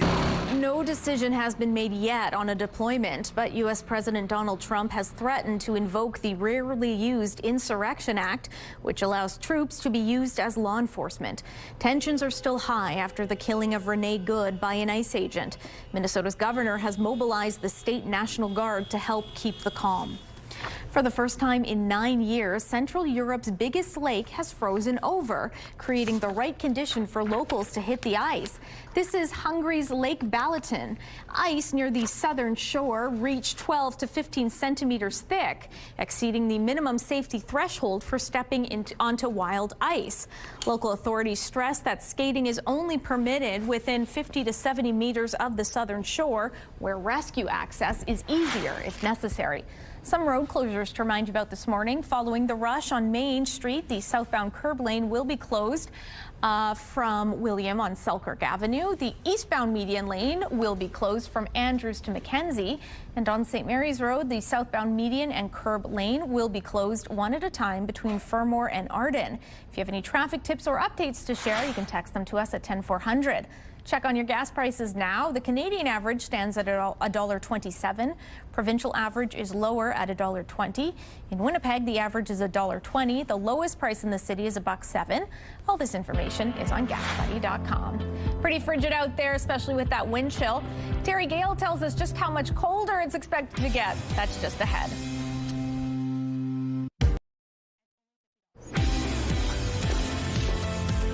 Minus 26, but it feels like minus 36 outside right now, and that's all due to that wind out of the west at 14 clicks. The pressure is falling, humidity sitting at 74%. Looking out on those streets, snow covered. Honestly, those winds yesterday blew that snow around so much, so a lot of those streets have been cleared out somewhat. And in fact, my cab driver even made a note this morning about how great a job the plows have done within the city. But highway travel after those winds yesterday, you can expect that's going to be a little bit dicey. And even though those winds have eased somewhat today, now we're dealing with extreme cold. So if you do find yourself stuck in one of those drifts, it's not a safe situation. So still extra caution needed for anything that you're going to be doing outdoors today. We are under an extreme cold warning here in the central and southeastern part of the province, but everybody is feeling the chill no matter where you are. Temperatures today, mid to high minus 20s. Winds will be an issue. That's the wind icon up in the Churchill area. Other places might be seeing a little bit of snow falling. For some, especially through the Thompson area and further to the west, you are more likely to enjoy a little bit of sunshine today, just not the warmth of it. High teens and low 20s. That's as good as it's going to get today. And in fact, the next couple of days, we might see some slight improvements, but it's still going to remain below seasonal all throughout this week, even with those slight improvements coming. High teens is expected. High minus teens, pardon me. A little bit of sunshine to enjoy, and that sun will be shining till 5:02. That's sundown today, finally setting after 5 p.m. But like I said, the cold temperatures, they're going to be sticking around. Over the next couple of days, we will notice the slightest bit of a warm up. Heavier clouds are expected off to the east of us, and with that warm up, we'll be seeing some slightly heavier clouds as well. But temperatures in almost the mid-teens versus the high 20s then toward the end of the week. Even though it clears out, those temperatures dropping further yet. Fleur de Villes returns to the Leaf, and our own Tandy Vera has been spending her morning at the Leaf looking at some of those beautiful creations, some by local florists. Yeah, Catherine, I've been having such a wonderful time, and I'm joined now by Kayla Robinson from Academy Florist. Good morning, Kayla. Good morning. Thanks for having me. Absolutely. Thanks for joining us. Now, please tell us what your mannequin represents, which natural landmark, and what inspired the design. Sure. So it's the monarch butterfly migration, which happens from North America, Canada, all the way to Mexico every year. So that's what she is. She's just what you would find in Mexico with the butterflies kind of dripping from the trees. It's really cool, really inspiring. Now, talk to me about how long it took to design it, because you have such intricate details just with the butterflies alone. Tell us a bit more about that. Yeah, so there's about 700 individual butterflies. It took a team of us, from dyeing them to painting them, about 2 weeks. Lots of people working on them, dyeing them, hand-painted. Corn husk is what we used, and we dyed it. It's what people use to make tamales out of. So it's really traditional for Mexico, and we felt like that was just a great fit. It's amazing. It's so cool. And do you have any personal connection to the mannequin? Anything that really stood out to you making this in the process? I remember in elementary school, we raised butterflies, and then I remember releasing them by the river. So it was kind of just like a cool thing to kind of come back to years later and be able to make that. It's amazing. It's honestly so beautiful. When I walked in and saw the butterflies, I was taken away. And later on, you're going to be doing a chat. Can you tell us a little more about that? Yeah, so today at 4, I will be back here and just connecting with people that come to visit. You can ask questions, and I'll be here talking about my mannequin. It's amazing. And any general tips or any general things you want people to know about the process that goes into making this design? The really cool thing that we did this year, and actually every year that we've done this, is we did it sustainably. So we didn't use any floral foam. We stayed away from dried and preserved flowers. So we were able to do this with just all fresh, all natural, and just chicken wire and buckets of water, which I think is really cool. That is super cool. And just looking around with the other mannequins and other designs, do you have anything else that stands out to you? Any favorites? I love all of them. I could never pick a favorite. Mine might have to be my favorite. I'm biased, but I just think everyone does such an amazing job, and they come and they bring it every single year. So it's just amazing to be a part of that in this community, bring all the florists together, and just enjoy ourselves. That's amazing. Well, thank you so much for joining me. Your designs are beautiful. People need to come check it out, and it's happening till the 25th of January. Thanks. Absolutely stunning. Thanks for that, Tandy. On Tuesday, U.S. President Donald Trump will mark a year in office. From his 51st state rhetoric to tariffs, Canadians have felt the impact of his second term. So just how are we feeling as this anniversary approaches? CTV's Tyler Barrow reports. The moment he took office, U.S. President Donald Trump signaled his second term in office would be different. It began with the implementation of tariffs on items like lumber and steel. It's not fair for us to be supporting Canada. We're thinking in terms of 25% on Mexico and Canada. Well, Canada's a very bad abuser. And continued with suggestions for Canada to become the 51st state. A lot of people in Canada are liking becoming our beautiful, cherished 51st state. Remarks sparking a move of patriotism across the country, with numerous campaigns encouraging Canadians to buy Canadian and shop local. Probably not as strong as it was when it first launched a year ago. But there's been some undercurrents and research, especially for the fourth quarter, about Canadians still looking to buy Canadian.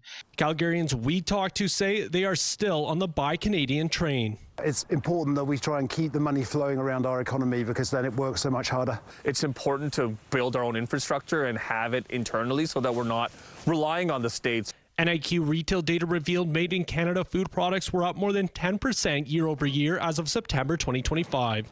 Food has been one of the bigger ones, I think, where you saw a pretty immediate movement toward Canadian brands, because that's something that consumers buy every week. Alcohol sales also shifted, and a recent Nano survey found almost 3/4 of Canadians still want to keep U.S. liquor out of government-owned stores.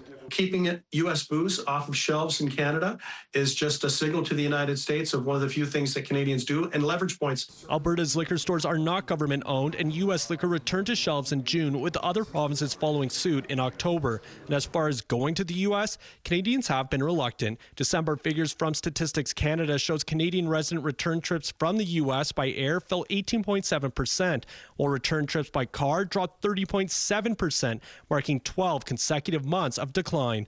Tyler Barrow, CTV News, Calgary.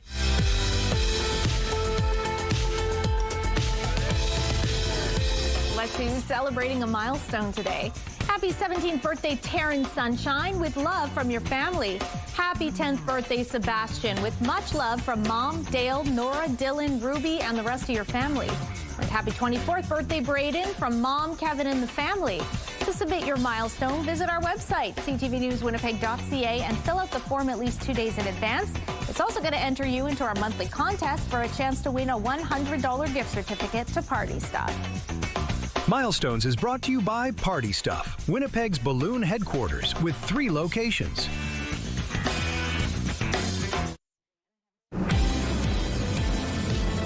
All right, minus 19 is our expected high for today. And normal this time of year, that would be minus 13. Last year, though, we went through a very similar dip. Minus 24.9, the record. That sounds far off of any kind of reality. 5.6 degrees. Sounds like a bit of a dream at this point, but it is similar to how I mentioned like last year that we're seeing that dip, because just a couple of days ago, right on par with last year's temperatures, we were up around the freezing mark. So we had a very similar swing this time last year. We'll see how long this lasts, though, because it looks like this below seasonal stretch is going to continue right throughout this week and into the coming weekend. We're sitting right now at minus 26, but it feels like minus 36 with winds out of the west, 14 kilometers per hour. The pressure falling, and the humidity is sitting at 74%. It's looking a little bit brighter out here right now. So much exhaust fog, though, that it's hard to really see how much cloud we're seeing right now, because it's really just my breath that I'm seeing every time I try to look up. But anticipating some sunnier moments today, even though it is going to be incredibly cold. Under an extreme cold warning, so frostbite can occur in a matter of minutes. Make sure that you got all the extremities covered up, and are even limiting the time that you're going to be spending outdoors. It can be dangerously cold if you're not taking necessary precautions. So we're headed to a high of about minus 19 today. I mentioned minus 13 being normal. The next couple of days, slight warm up, getting close to those seasonal temperatures, only to fall much farther from it as we look toward the end of the week. Only a few hundred people remain behind in Qatari First Nation. Most fled the community in northern Ontario because of a water contamination crisis. They're eagerly awaiting answers for when they can return home. CTV's Kamal Kamarmali reports. This small hotel room is now Talisha Wesley's temporary living space in Niagara Falls. Use other hands. With no idea to make it feel like home somehow. When she might get to go back home because of an ongoing water contamination crisis in her community. No showers. You can't drink the water, not even the filtered. I was making juice, right, and I got sick. Everybody got sick. Everybody's still sick. Hotels in Niagara Falls now housing hundreds of members of the Qatari First Nation while they endure a devastating water crisis. It's been just over 2 weeks since the fly-in community in northern Ontario declared a state of emergency. The remote reserve of more than 2,000 residents, most of them forced to evacuate. Are you leaving? Including Rebecca Friday. It's an awful experience. It's a scary thing. This one is more like a shocker to me because it's a sudden thing. Early this month, the community's water treatment plant failed. Fresh water systems contaminated, sewage creeping into homes, flooding the reserve's only clinic. The sewage system, as we're seeing, is in fairly poor shape, and it appears that it hasn't been maintained to the level that it used to be maintained. The First Nation has had to evacuate multiple times over the past 2 decades because of constant flooding from the nearby river that also continues to eat away at their already crumbling infrastructure. The community has a relocation agreement with the federal government. The community wants to be able to relocate to a place that is, not experiencing these flooding issues, the water issues. While the Qatari First Nation pushes for timelines for a new permanent home, pretty much it.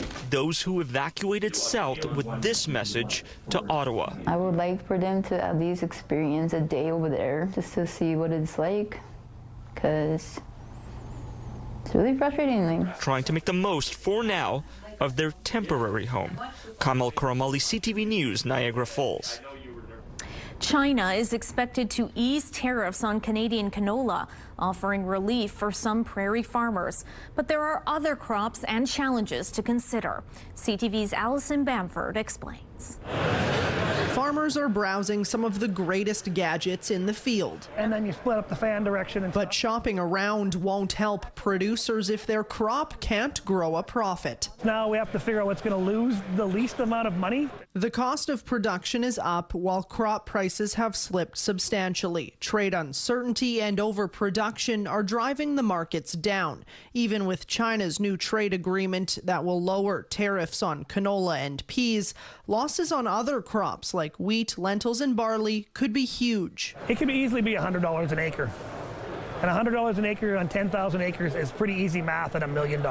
Misery loves company. Those coming off an above-average crop year plan to cut production costs just to break even if market prices stay the same. It's not going to be easy, that's for sure. For producers in the Southwest who've faced consecutive droughts, crop write-offs, and dwindling insurance payouts, another bad year could break them. Young growers are just going to leave because if guys are just starting to get into it, there's no hope for them. Current data shows abnormally dry and moderate drought conditions in the southwest corner, but there's hope in the weather forecast. A La Nina is expected to bring cooler, wetter conditions that could last until spring.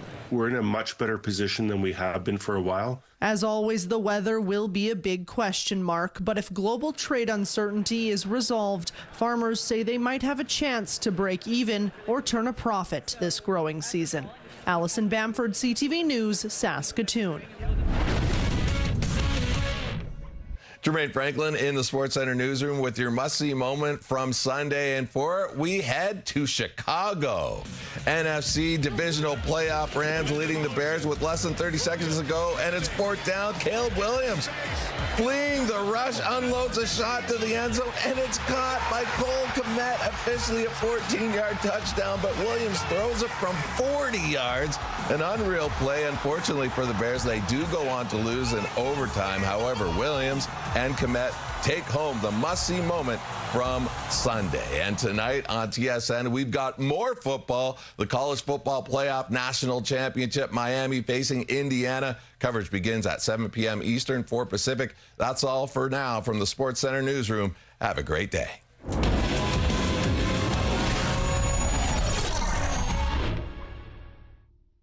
The TSN Must-See Moment is brought to you by Super Blinds and Draperies, featuring Hunter Douglas products. Taking a check-in on traffic on Notre Dame Avenue. Moving along at a good clip. Traffic volume starting to increase. We're going to take a break, but don't go anywhere. Plenty more Your Morning Winnipeg still to come.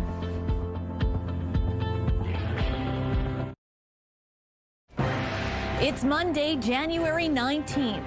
Stormy weather. Conditions west of Winnipeg prompt some Sunday road closures, leaving drivers with nothing to do but wait and watch the snow. Coming together to help, some of those storm stay travelers take refuge in the Open Arms and the Open Community Center of one town west of Winnipeg. And this should take a little of that sting out of those frigid morning temps. It's far from spring just yet, but these tulips are bringing a welcome touch of it to the depths of January. Your Morning Winnipeg starts right now.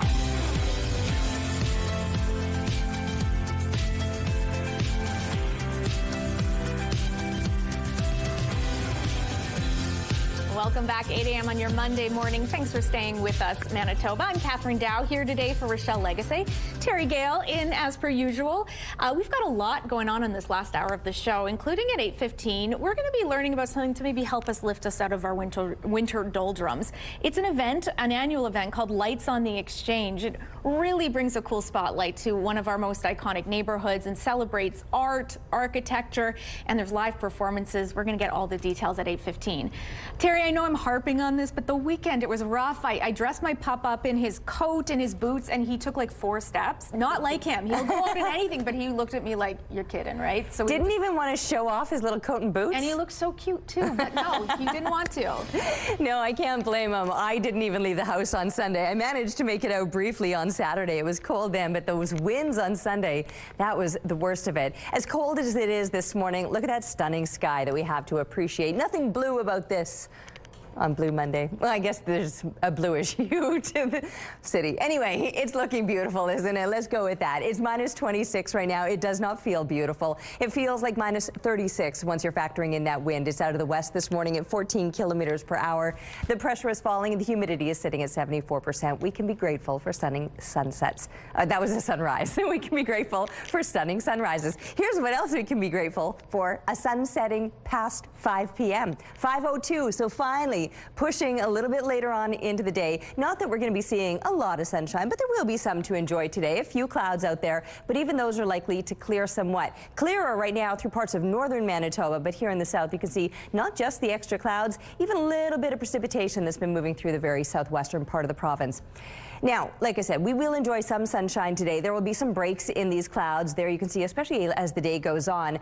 And then temperatures overnight, they're going to be falling right down into the deep freeze again. And tomorrow, with some extra clouds, we can actually expect slightly warmer days, both tomorrow and Wednesday. Sure, it's going to be on the cloudier side, but the temperatures themselves will get as close to seasonal as what we can expect out of this week, only to see them dropping even further yet as we look toward the end of the week. So those cloudy days, minus 13, that's normal. We'll get closer to that. And then there you can see that real drop off as we're looking at high 20s toward the latter part of the week. A snowman playing basketball. I like what you've done here, Tyson. Keep the pictures coming, please. We would love to see your art. Send it to Winnipeg Weather at ctv.ca.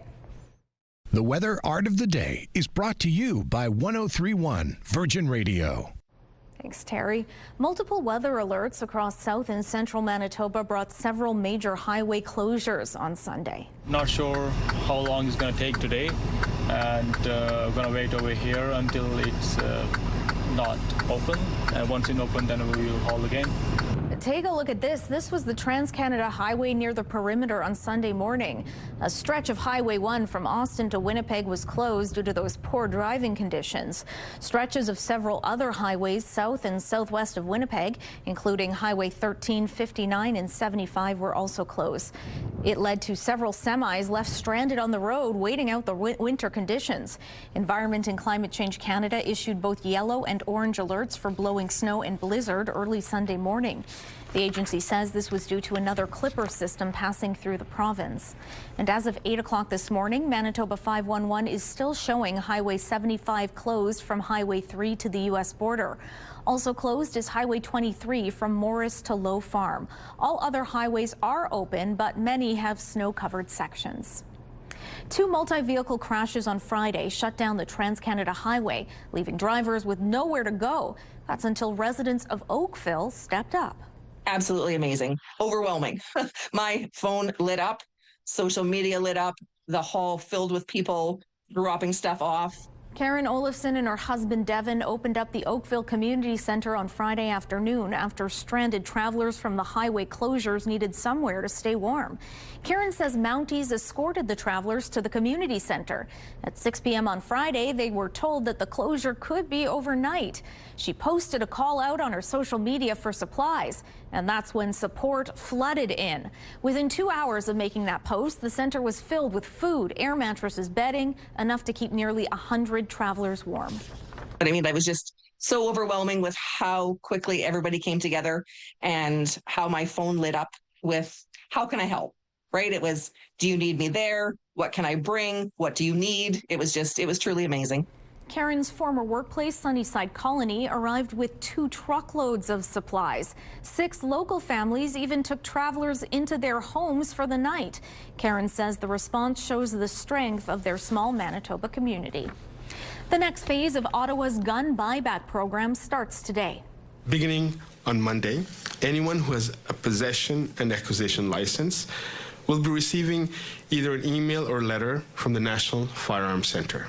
Owners of guns banned by Ottawa can declare interest in a buyback starting today. The window is open until the end of March.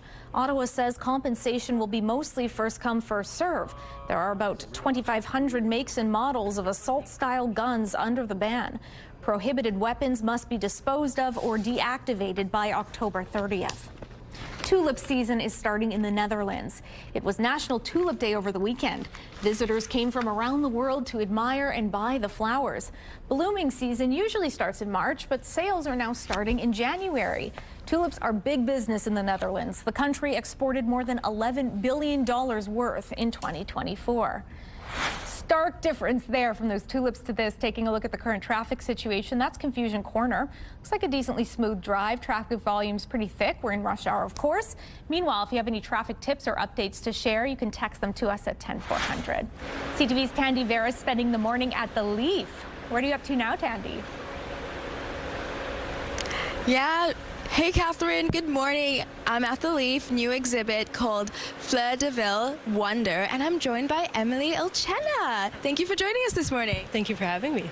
Now, Emily, you've created this beautiful design. We're going to chat a little bit more about it, but it represents one of the wonders. Could you tell me about that? Yeah, so I was given the super bloom to kind of recreate and bring to life. So premise is kind of in California, it's a natural kind of phenomenon where after a drought, rain and everything blooms in the desert. And yeah, so I really wanted to bring that to light with lots of vibrant colors and yeah, kind of with the sand as well. That was important to incorporate, and happy with how it turned out. It looks beautiful, and the colors do burst forth so beautifully. And how is the process designing it and just creating it? Yeah, it lives a while in your brain until you kind of bring it to life. There was lots of layers of how timing-wise when to start different aspects of it. But yeah, we were here last Wednesday for a full day, getting everything in order and getting all the fresh blooms here on site. But we were able to sand her and do the base kind of ahead of time, which was nice. Yeah. You have some intricate details on it. I mean, you even have a snake there. Could you chat more about how you created that and put that all together? Yeah, so we incorporated little creatures throughout. We made a little snake I was involved last year as well, and we incorporated some of the scales are some of the pieces from last year. So we kind of recycled some material for that, and yeah, they're fun. Everyone seeing them it's pretty funny. Yeah. And so far, what has been the response you've gotten from people who come, check it out, and are inspired by it? Yeah, it's been it's been amazing just to be here and interact with the community that comes through. Everyone's so impressed by the color and just it's very vibrant, and that was kind of the goal, just to make sure, yeah, that it's just a pop of color. There's been some people who have actually seen the super bloom and have showed me photos and are just so pleased to kind of experience it again. Yeah. And besides your own, looking at the other mannequins, do you have a favorite that also stands out to you? Oh gosh, everyone really outdid themselves this year. The butterfly, the monarch butterfly migration, the Galapagos, everyone just did an incredible job. Yeah. Well, thank you so much for joining us. You did an incredible job. It's beautiful. It's at the Leaf, so people got to check it out. Thank you so much. Thank you. It is stunning, and I get a sense that our cameras don't do it justice, so everyone has to check it out for themselves. Thanks, Tandy. The Railside at the Forks is officially underway. The new mixed-use neighborhood in downtown could serve as a model for other cities. CTV's Alex Carpa explains. A long-planned development called Railside at the Forks in Winnipeg has officially started construction. The plan is to develop this surface parking lot in the city's downtown into a mixed-use neighborhood. Public spaces are not a nice-to-have. They are essential infrastructure, economically, socially, and culturally. The full development is expected to be complete by 2040 and will offer up to 1,200 housing units. It will also have a daycare center, coffee shops, and pedestrian-friendly walkways. At the end of the day, this project isn't just about buildings.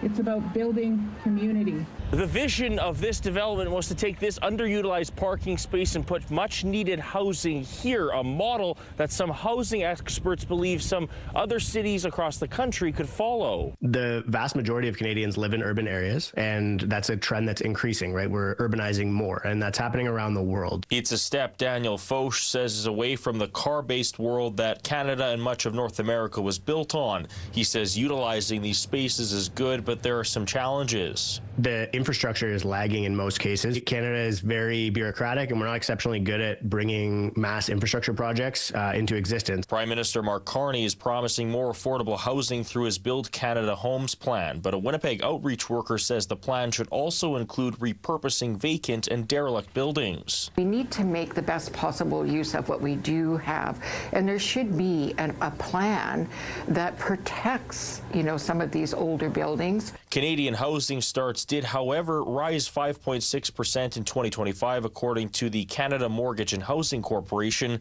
as starts increased more than expected in December. Alex Carpa, CTV News, Winnipeg. All right, a stunning sunrise for us to enjoy as we glance now through the CTV Live Eye, brought to you by Bathfitter, exclusive home of the PermaFit solution. That is gorgeous. Take a screen grab of that and look at it later on today when it's not looking as good, or when you are stuck inside maybe because it's too darn cold. It's frigid this morning. We're under the extreme cold warning, but when it starts as stunning as that, it doesn't seem so bad after all. Minus 26, yeah, maybe it does. As soon as we start to discuss the numbers, it does seem so bad, and it is, with these extremely cold temperatures right across the province. You can see a difference in a few degrees along that western border, low minus 20s versus the mid minus 20s over here in the southeast, or minus 30s once we're starting to look into northeastern Manitoba. Churchill minus 27, minus 26 right now in Lynn Lake. You add in the winds, they're not even that strong, but they do have an impact this morning. Mid to high minus 30s, we've got Churchill and Island Lake pushing into the minus 40s with the wind chill value. Here in Winnipeg, it's feeling like minus 37 or minus 35, the wind chill value over in Brandon this morning. A few extra clouds, clearer right now through northern Manitoba. These clouds will continue to clear. We'll see a little bit of sunshine today. Enjoy that, but you are going to have to bundle up properly for it. And just know that with this extreme cold warning, exposed skin can freeze in a matter of minutes. So do make sure that you're taking all of the necessary precautions and limit your time outdoors, especially if you're just going to be standing in a bus stop or something like that. Make sure that you're properly bundled up for it. Minus 25 as kids get settled into the classroom. Minus 20 through the noon hour, our high. Minus 19, that is below seasonal. Minus 13 would be a normal daytime high. We'll get closer to those numbers tomorrow and Wednesday with some heavier clouds. We'll get up to about minus 14, but then plummeting even further, the deep freeze takes hold again, minus 20s, high minus 20s as we look toward the end of the week. Taking a break right now, but we'll be back with Your Morning Winnipeg.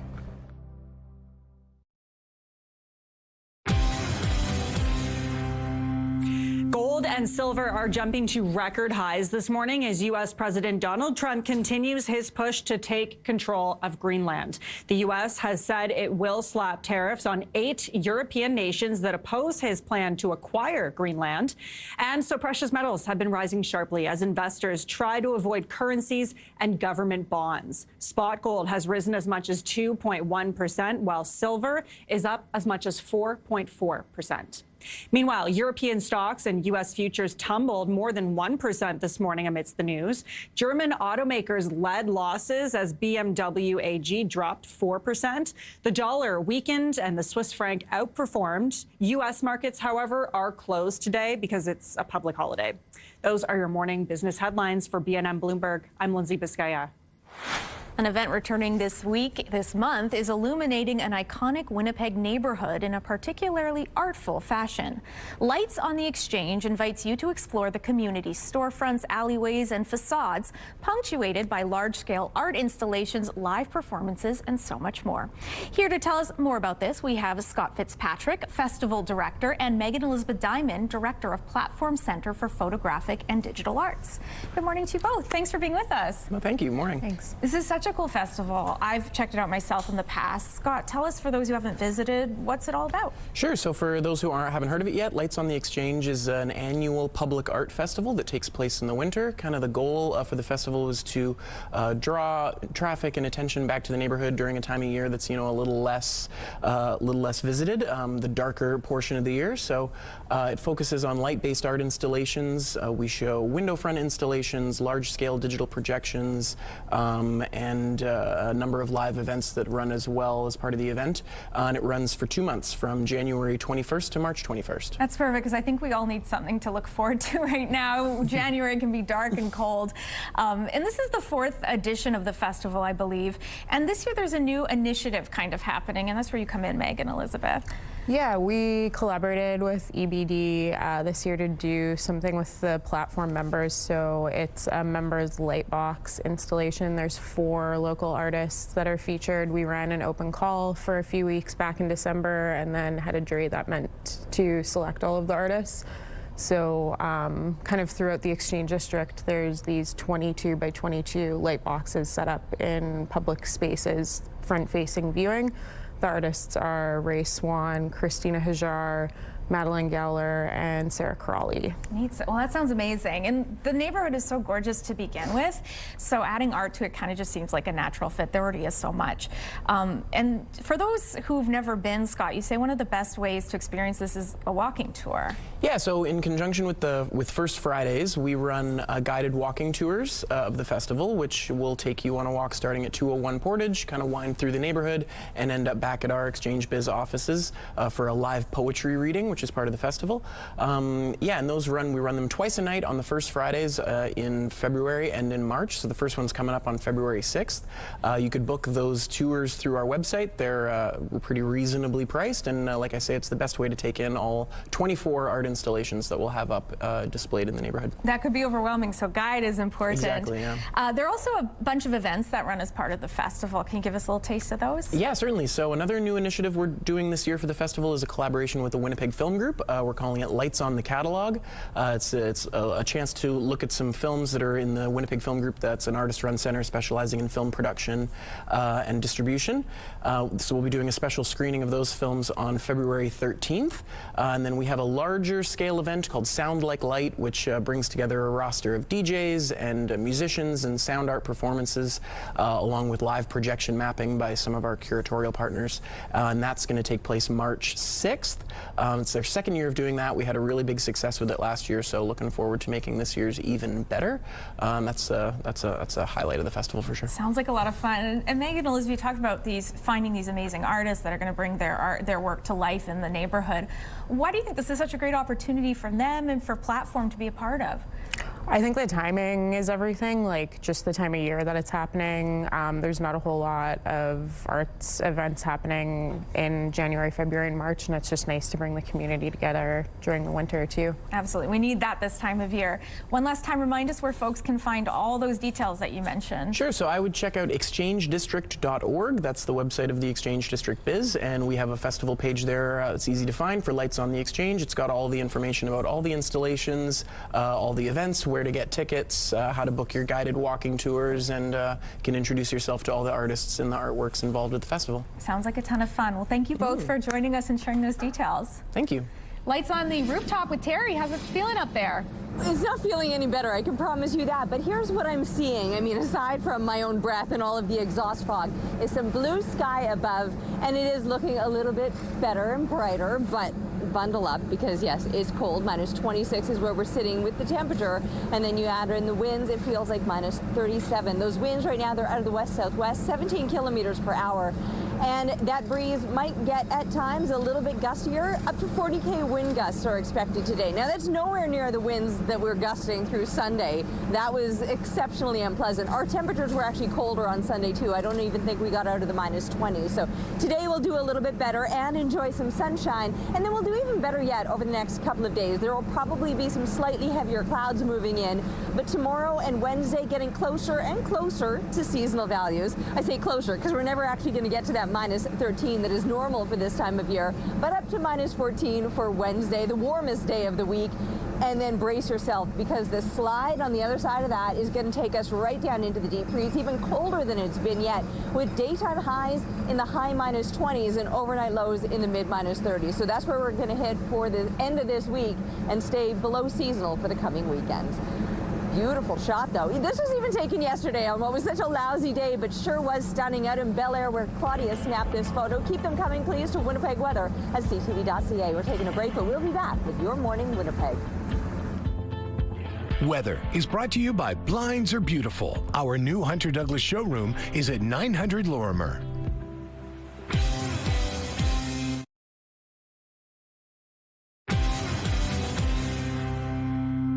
Back with Sean again at Orange Theory Fitness. Been around since 2016, so you're having a little bit of an anniversary this year, but I feel like people's approach to fitness has maybe changed over that time, and we're really seeing that push to overall health and not just about aesthetic. Don't get me wrong, we like a certain aesthetic, but we're really seeing that strength training and the longevity in the big picture. So let's talk about your approach there.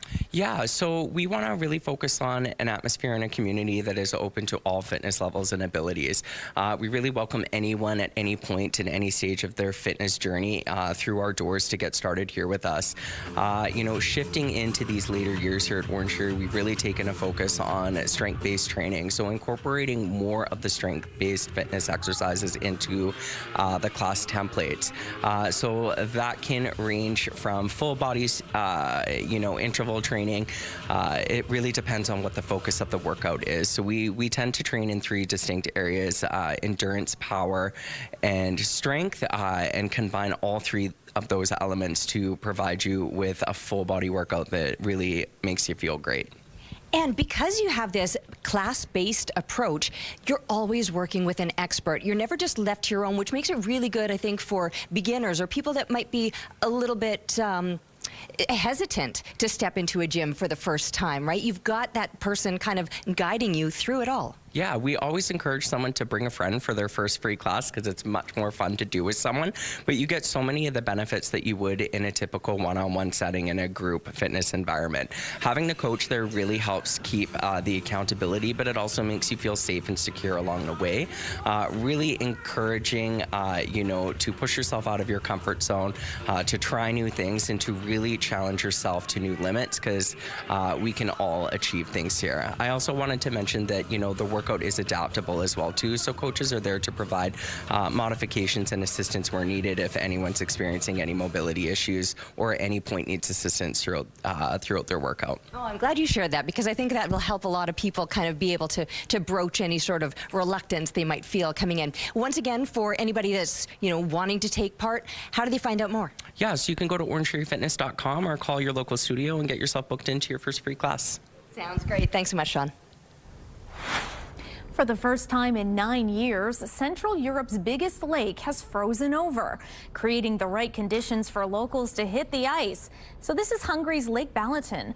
Ice near the southern shore reached 12 to 15 centimeters thick, exceeding the minimum safety threshold for stepping onto wild ice.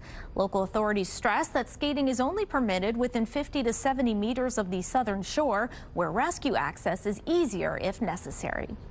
And this bird sure lives up to its name.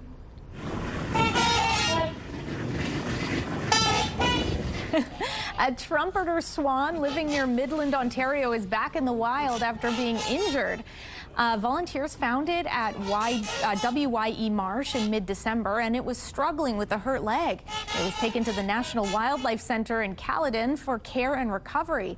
Great news, it's back on its feet and back in the wild and trumpeting loud as ever before. St. Mary's, a bit of a lineup here, but moving along on this wintry cold Monday. We'll have more Your Morning Winnipeg just ahead. Don't go anywhere.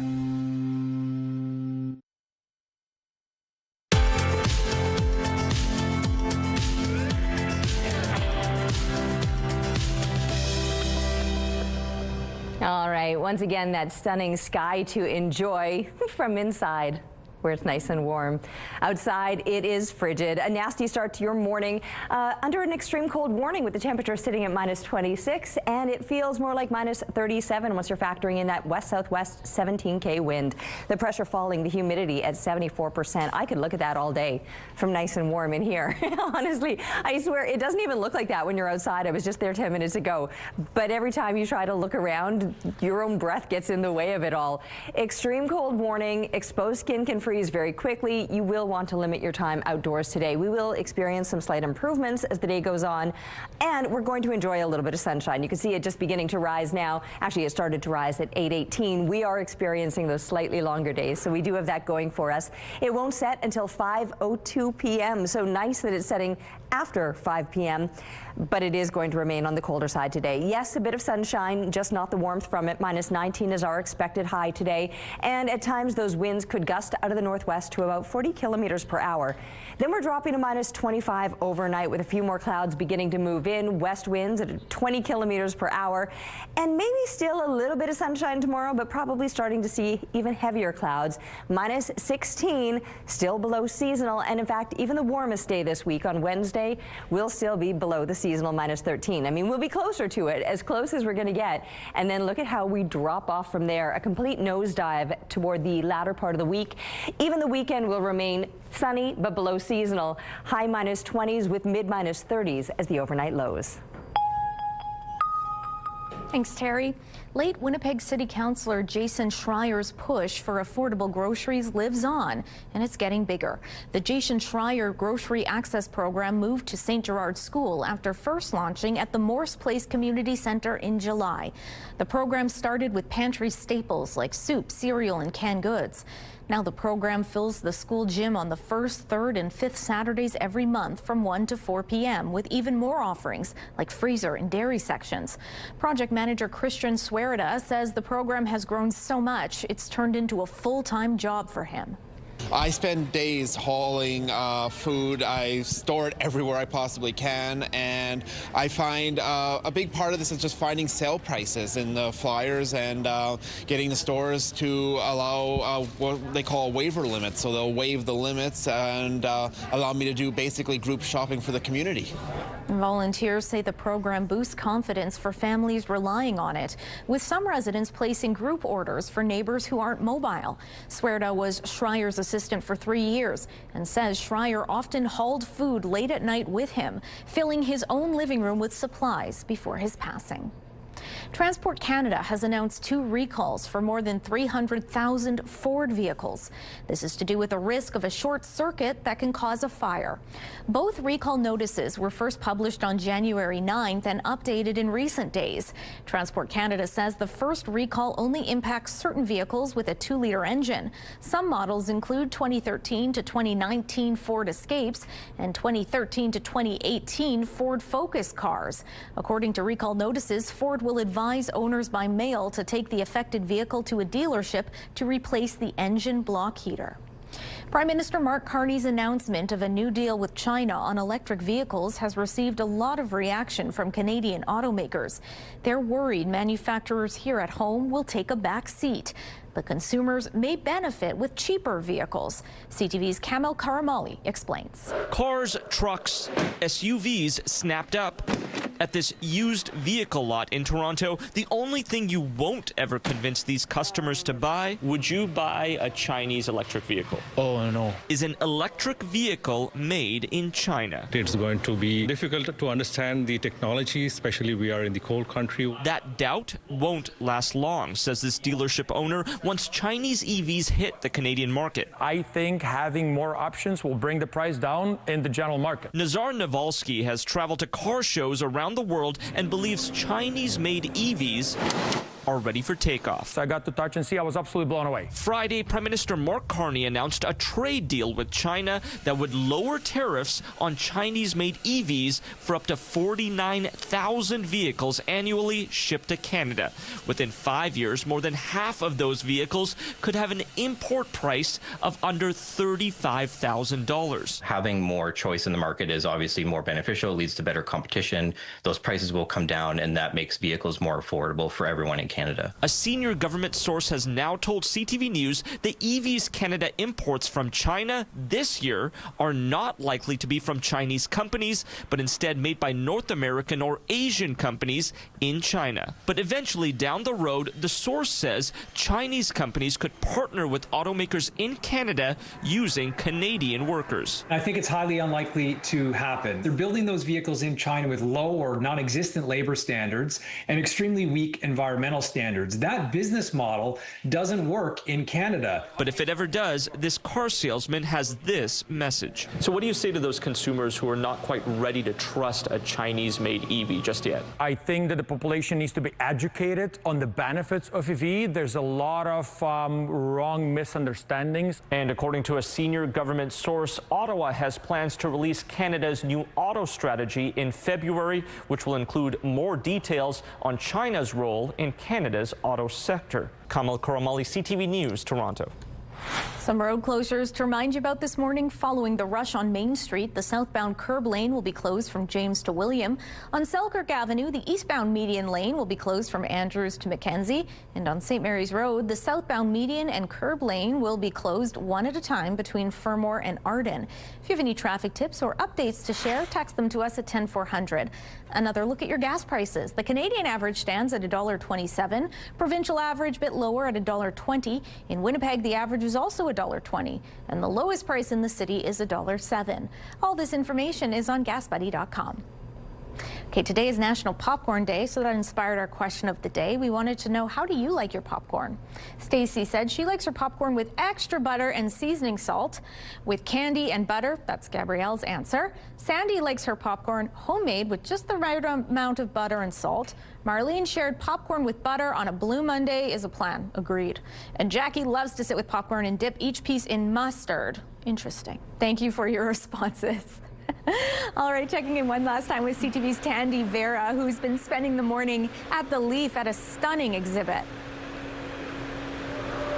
Yeah, Catherine, I've had the best time today, and now I'm joined by Dawn Stewart. How are you doing this morning, Dawn? I'm good. How about yourself? I'm doing great. Thank you so much for joining us. Now, you have such a beautiful display, so many intricate designs. Can you tell us what the inspiration behind it is and what natural wonder it represents? This represents the Great Barrier Reef, so we've tried to incorporate as many natural creatures as possible, not necessarily looking as they do in real life, but you know, we did our best with flowers. So we've got the sea turtles here, we've got some sea turtles up there, we have starfish of various sorts around here. Of course, we have the favorite, the octopus, and the star of the show, which is our big fish.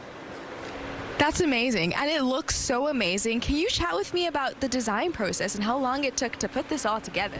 We've actually been working on her since October, November-ish, and the actual put-together time was 8 hours for 7 of us on Wednesday when we set up.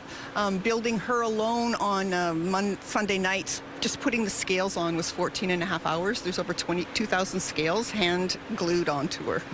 That's so incredible. I mean, it just speaks to your talent as a team. And do you have any personal connection to the design? What do you love most about it, or what speaks to you? My favorite part about it actually is the fact that we are the first people that have ever taken one of the mannequins in Fleur de Villes and turned them upside down.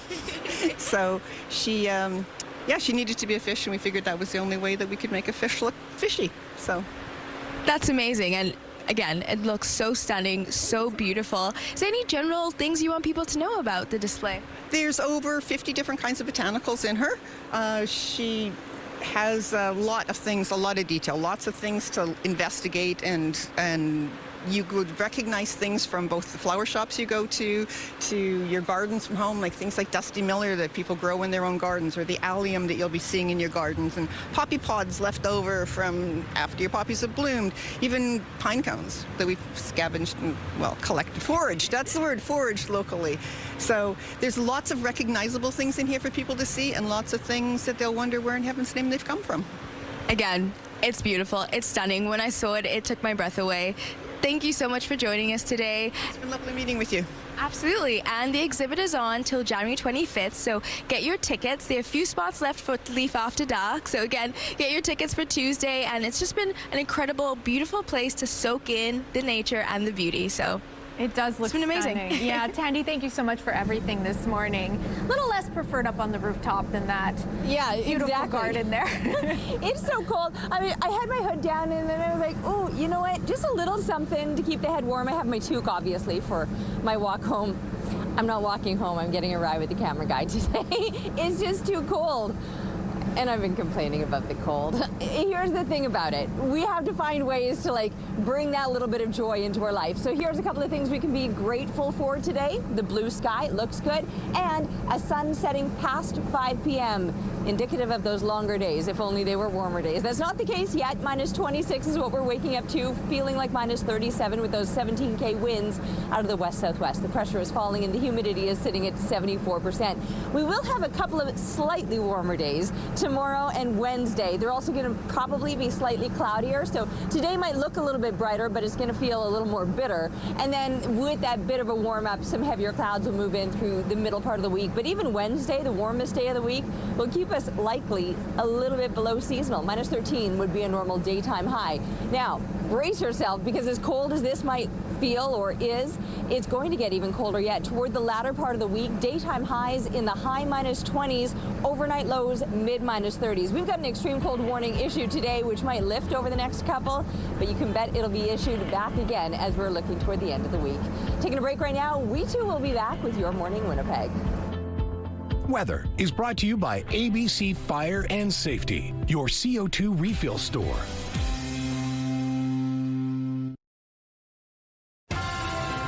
Have a news tip? When you see news happening, let CTV News Winnipeg know. Text your tips, pictures, and videos to 10400. That's 10400. Message and data rates may apply. The Canadian ice dancers seen as contenders for an Olympic medal in what could be their last season together after a very long 14-year run that's had its challenges, including a cancer diagnosis. With more on Piper Gilles and Paul Poilier's dreams of finally medaling at the Games, here's CTV's John Venevali-Rao. So our first competition is the opening ceremonies day, which was the 6th. We got the chance to talk to this delightful duo at their practice rink in Toronto. We're just so excited about what's coming up. It's such a incredible opportunity to represent Canada at the Games. Ice dancers Piper Gilles and Paul Poirier training about 5 hours each day, gunning for their first Olympic medal after gracing the ice together for 15 seasons. We've accomplished so much in our career. We've won some major events, and I think that's something to be proud of. But I think the lingering thing is one last medal at the Olympic Championship.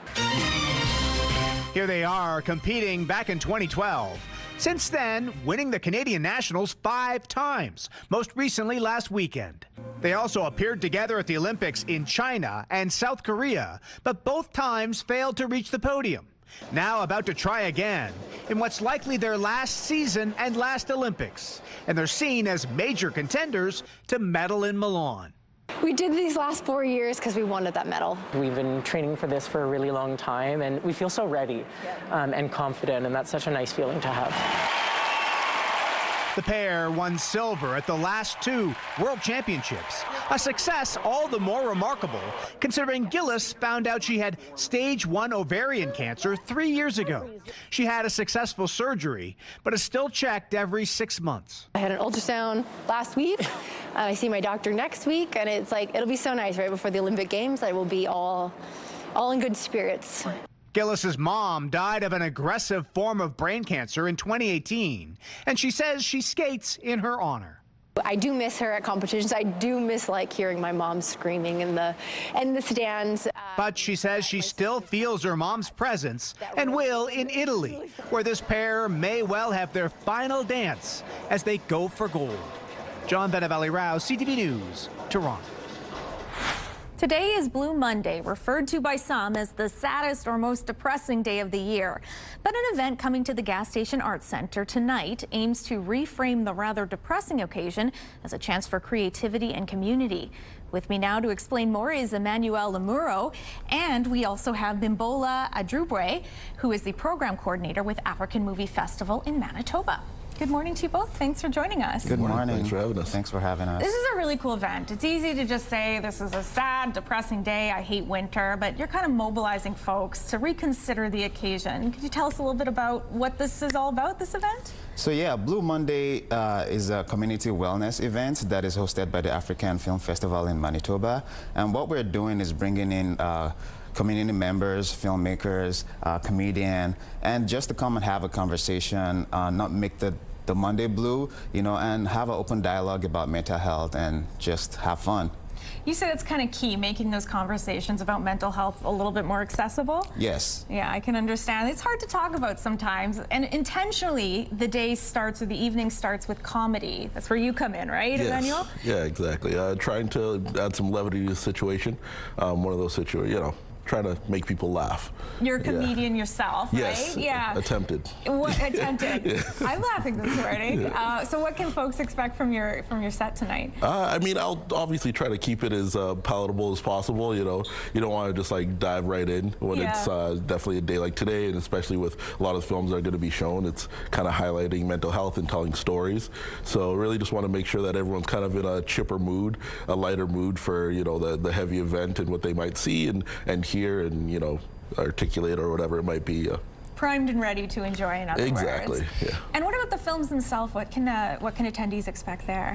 So we're showing 5 films today from our emerging filmmakers from our masterclass, and they have themes of like migration, loneliness, burnout, things like that. They are pretty short films, but we're encouraging people to come check them out and, you know, have a conversation and have this open dialogue. They are all true lived experiences. In Bimbola, you say there's a panel discussion. It's not a lecture, it's a conversation. Yes. What do you hope comes from that? Well, we're hoping people are able to take away topics and things that they can take back home and, you know, apply to their daily lives when it comes to about mental health or just situations that they're going through, or even if they have questions about things they've been dealing with that they haven't really had an answer or anybody to talk to. This is a place where they can have an open dialogue and, you know, not feel like they're being lectured and actually apply those information to their daily lives. And is this the first time this event has happened? This is the first time this event is happening, but in the summertime we did have something similar, but that was more of a workshop. But this time around, we're like you said, we're trying not to have like a lecture. We're just trying to have bring the community together and have a conversation and, you know, have a good, fun and enjoyable night. Well, sounds like a cool event. So tell folks how they can attend if they're interested in doing so. So yeah, it is a free event, but registration is required. You can go to our website at am-fm.ca and also Blue Monday amfm/eventive.org. And guarantee some laughs? Yes, I guarantee them, but, you know, no refunds. You heard it here, yeah. But don't hold them to it. All right. Thank you both for joining us, and thanks for sharing the details. Thanks for having us. All right, anything would be good to lift your spirits on a day like today, although I will say that sky has been lifting mine all morning long. It's absolutely gorgeous out there. Beautiful, even as the sun continues to rise over the city. Minus 26, feels like minus 37 with those winds 17 clicks out of the west-southwest. The pressure falling, humidity at 74%. And yes, from inside the glass especially, that sky is looking so very gorgeous. You step outside, first of all, you look up and your breath is going to just basically take over.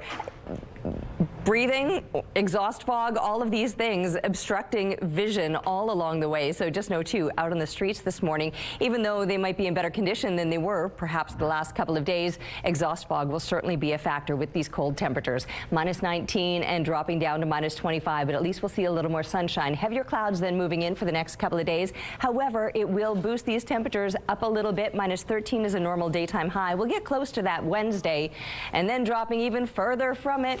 Boo! Director Kim gives me, just as I'm wrapping up the day, boo! Boo, yeah, right? We'll see you after the break. Rooftop arrangements provided by Lacoste Garden Center. Salon services provided by Essentique Spa Salon. Okay, let's wrap things up with some videos, some fun videos. This one is an example of survival skills of the younger sibling. No, it's not Titan. Oh my gosh. No. Oh my gosh. Wait a second. Oh my gosh. Okay, there is nothing like using your little brother as a test subject. Watch as the older brother pushes the younger one into the forest on a zip line from their backyard while in a toy car. Do not try this at home, kids. Okay, except the little one, or the one pushing him, did not rig that up. Like, that needed some parental adult help. And who's taking a video of this? It's like, we'll allow it, parents from home. This is great content. Meanwhile, firefighters have a very hard job, but on their free time, okay, I can get behind this. This looks like fun. yeah, surfing on the crew, rolling on the ground. I think someone is training for the next vacation on a beach, maybe? See, and these are all of age of consent, so I'm okay with this. Unlike the last video. They're all having fun. There's Beach Boy music. And I'm sure they're ready to fight a fire at any moment. That's going to do it for us. Stay warm out there, Manitoba.